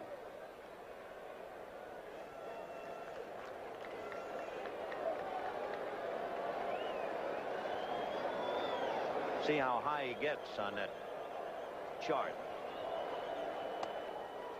1-2. Went from 88 to 89. Delivery looks a lot smoother too, didn't it? To me, it looked like a very nice, smooth delivery there. Doesn't feel like he has to overthrow against the pitcher. Right. Exactly right. Hit foul right by Wendell Kim and down the line. Of course, it happened the other night to Bilecki in Chicago. Somebody got to 3-2 and then just laid the ball in there, and boom, remember, the bases loaded single. It's not a matter of fact that you can just lay the ball in there. A lot of times a nice, relaxed, released fastball is as good as you look at Bilecki, who had that base hit. I would think he will have a tough night's sleep if the Giants win this one tonight, because Bilecki then will be charged with the responsibility of keeping the series alive, or else it's all over. And we tee it up early tomorrow too. 3 p.m. Eastern time, high noon here in San Francisco. That'll do it for Kelly Downs. All right, Webster, Walton, and Sandberg due up in the 9th. 6-4 San Francisco.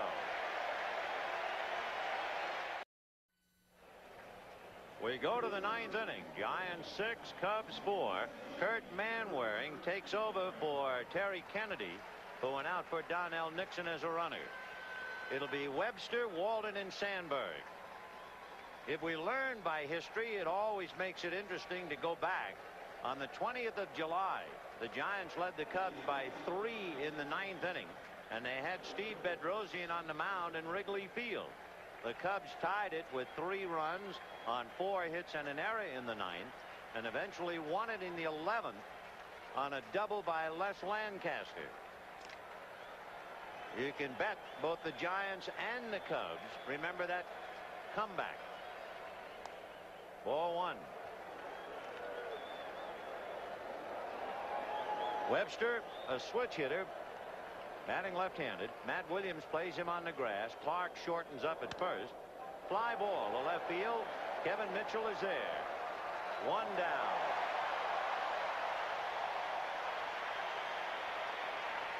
The executive producer of NBC Sports, Terry O'Neill. The coordinating producer of NBC's baseball coverage. Producer of tonight's game, John J. Filippelli. Directed by Andy Rosenberg. Replay producers Tom Roy. Replay director Roy Alpers. Technical director Mike Stremiski. And a low bow from the waist to Elliot Kalb up here in the booth with us.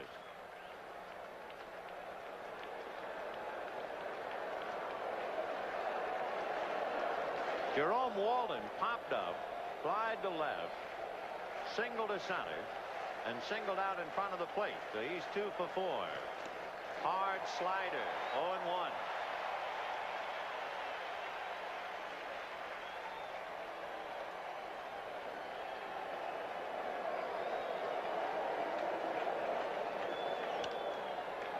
Fly ball to Sheridan.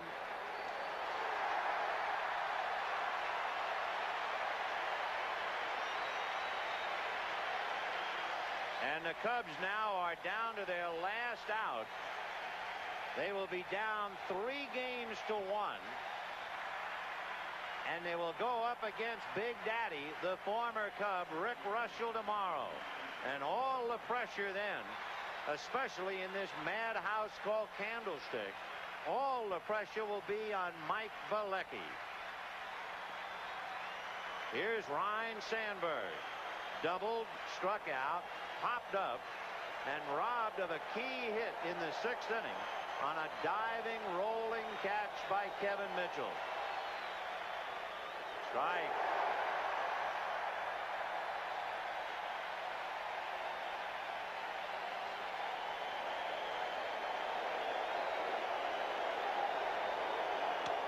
And it's hit into right field, base hit. So the Cubs refuse to go quietly, and Sandberg singles to right, and Lloyd McClendon will be the batter. Norm Sherry has already checked in the bullpen where Greg Lefferts and Steve Bedrosian are, but Lefferts has been throwing, and no doubt Lefferts is getting ready for one man, Mark Grace. This entire game is really shown what the mettle of these 2 clubs is all about. Neither one of them have given up. A great 2-out base hit by Sandberg there. They have come back from deficits and hard times all year. They have shown great character. Small consolation to the Cubs. They have out-hit the Giants last night and again tonight. Well, that's not a payoff window. Slider missed. 1-0 to Lloyd McClendon. He had to take over in left field for Dwight Smith, who hurt his leg, and Lloyd finishing up behind the plate. And Mike Bilecki thinks about tomorrow, no matter all the noise tonight. Ball 2.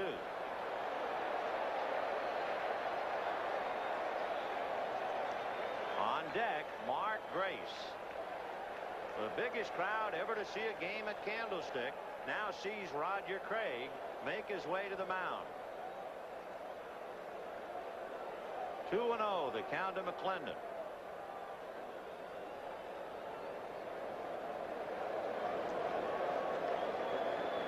Lefferts and Bedrosian down in the bullpen. Remember, he came in the 5th inning and worked the 6th, 7th, 8th. And he wants Bedrosian. Didn't take very long to get to that decision. And Steve was the pitcher on the 20th of July, and the Cubs afford the moment to dream. Game 4 of the National League Championship Series is brought to you by Geo. Get to know Geo, sold and serviced by Chevrolet Geo dealers. By new Keystone and Keystone Light, bottled beer taste in a can. Wouldn't that be great? By Wendy's Old Fashioned Hamburgers, the best hamburger in the business. And by the companies of the Prudential. Come to the Prudential and build your future on the rock. Well, they're singing in Oakland and they're cheering in San Francisco, and standing between them Lloyd McClendon and the Cubs.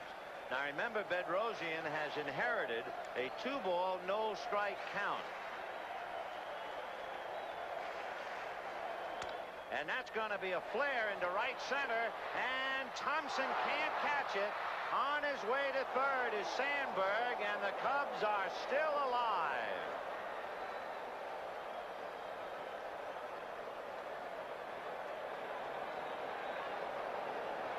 Boy, a tough decision for Roger Craig at this point. Runners at first and third. The signs behind the head mean no doubles now. We want no doubles. Here you see Thompson in the glove and just out. Great effort by Thompson. The defense in this situation do not want to give up a double. I think you remember that Bedrosian led the National League relief pitchers with number of home runs given up, 12. First and third, 2 out in the 9th. Fastball away, ball 1. You can see how deep the outfield is. Mitchell very deep in left, Butler in center. The double, of course, to prevent the tying run, which is at first base. 1 ball and no strikes. Grace with a triple and a scoring fly ball. Away, ball 2. And on deck, Andre Dawson. It looked as if Leverage had to be getting ready for Grace, but when Downs fell behind to McClendon, Craig's hand was forced. 2-0. Ball 3. Now 1 pitch away from loading him up, and Kelly Downs sweating it out in the Giant dugout. Luis Salazar and company hoping that they can repeat the miracle of the 20th of July. 3-0.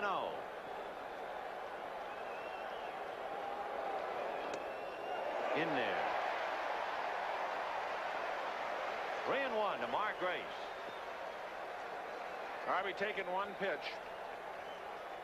Take the 3-0, maybe get the tying run to second. He'll be swinging here. And he walked in to load the bases for Andre Dawson. The tying run, Lloyd McClendon in scoring position at second. Holding at third is Sandberg.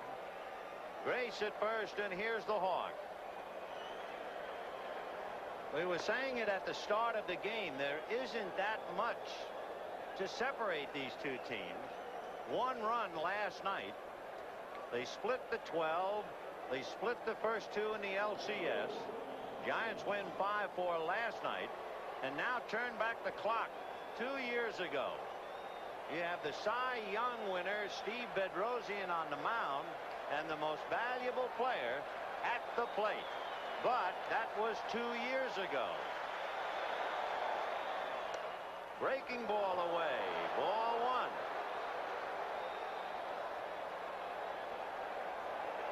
1. So Bedrosian has given up a bloop single and a walk, and the Cubs still above water. Boy, that was it. That was reducing the game to the fundamentals. I'll throw it as hard as I can, and you swing as hard as you can. No finesse here. Boy, that is fastball right down Broadway. Andre Dawson's just swinging right through it. 1-1. Breaking ball.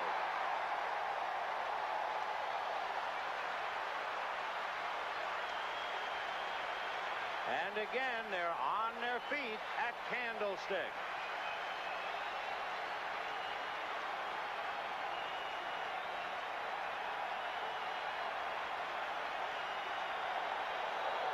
Half swing, got him.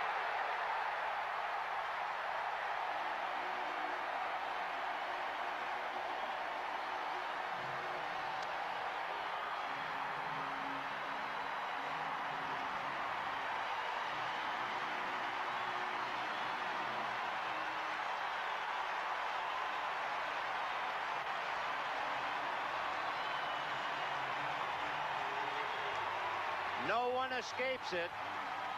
The years take their toll on everybody. The winning pitcher, Kelly Downs. The losing pitcher, Steve Wilson. The hero, Matt Williams. Remember, tomorrow, 3 p.m. Eastern, for Game 5 with the Cubs against the wall. Mike Valecki and Rick Russell. Stay tuned for local news, except on the West Coast and Mountain Time zones. They'll be seen at their regular time. For Tom Seaver, Vin Scully, good night from San Francisco. The preceding has been a presentation of NBC Sports.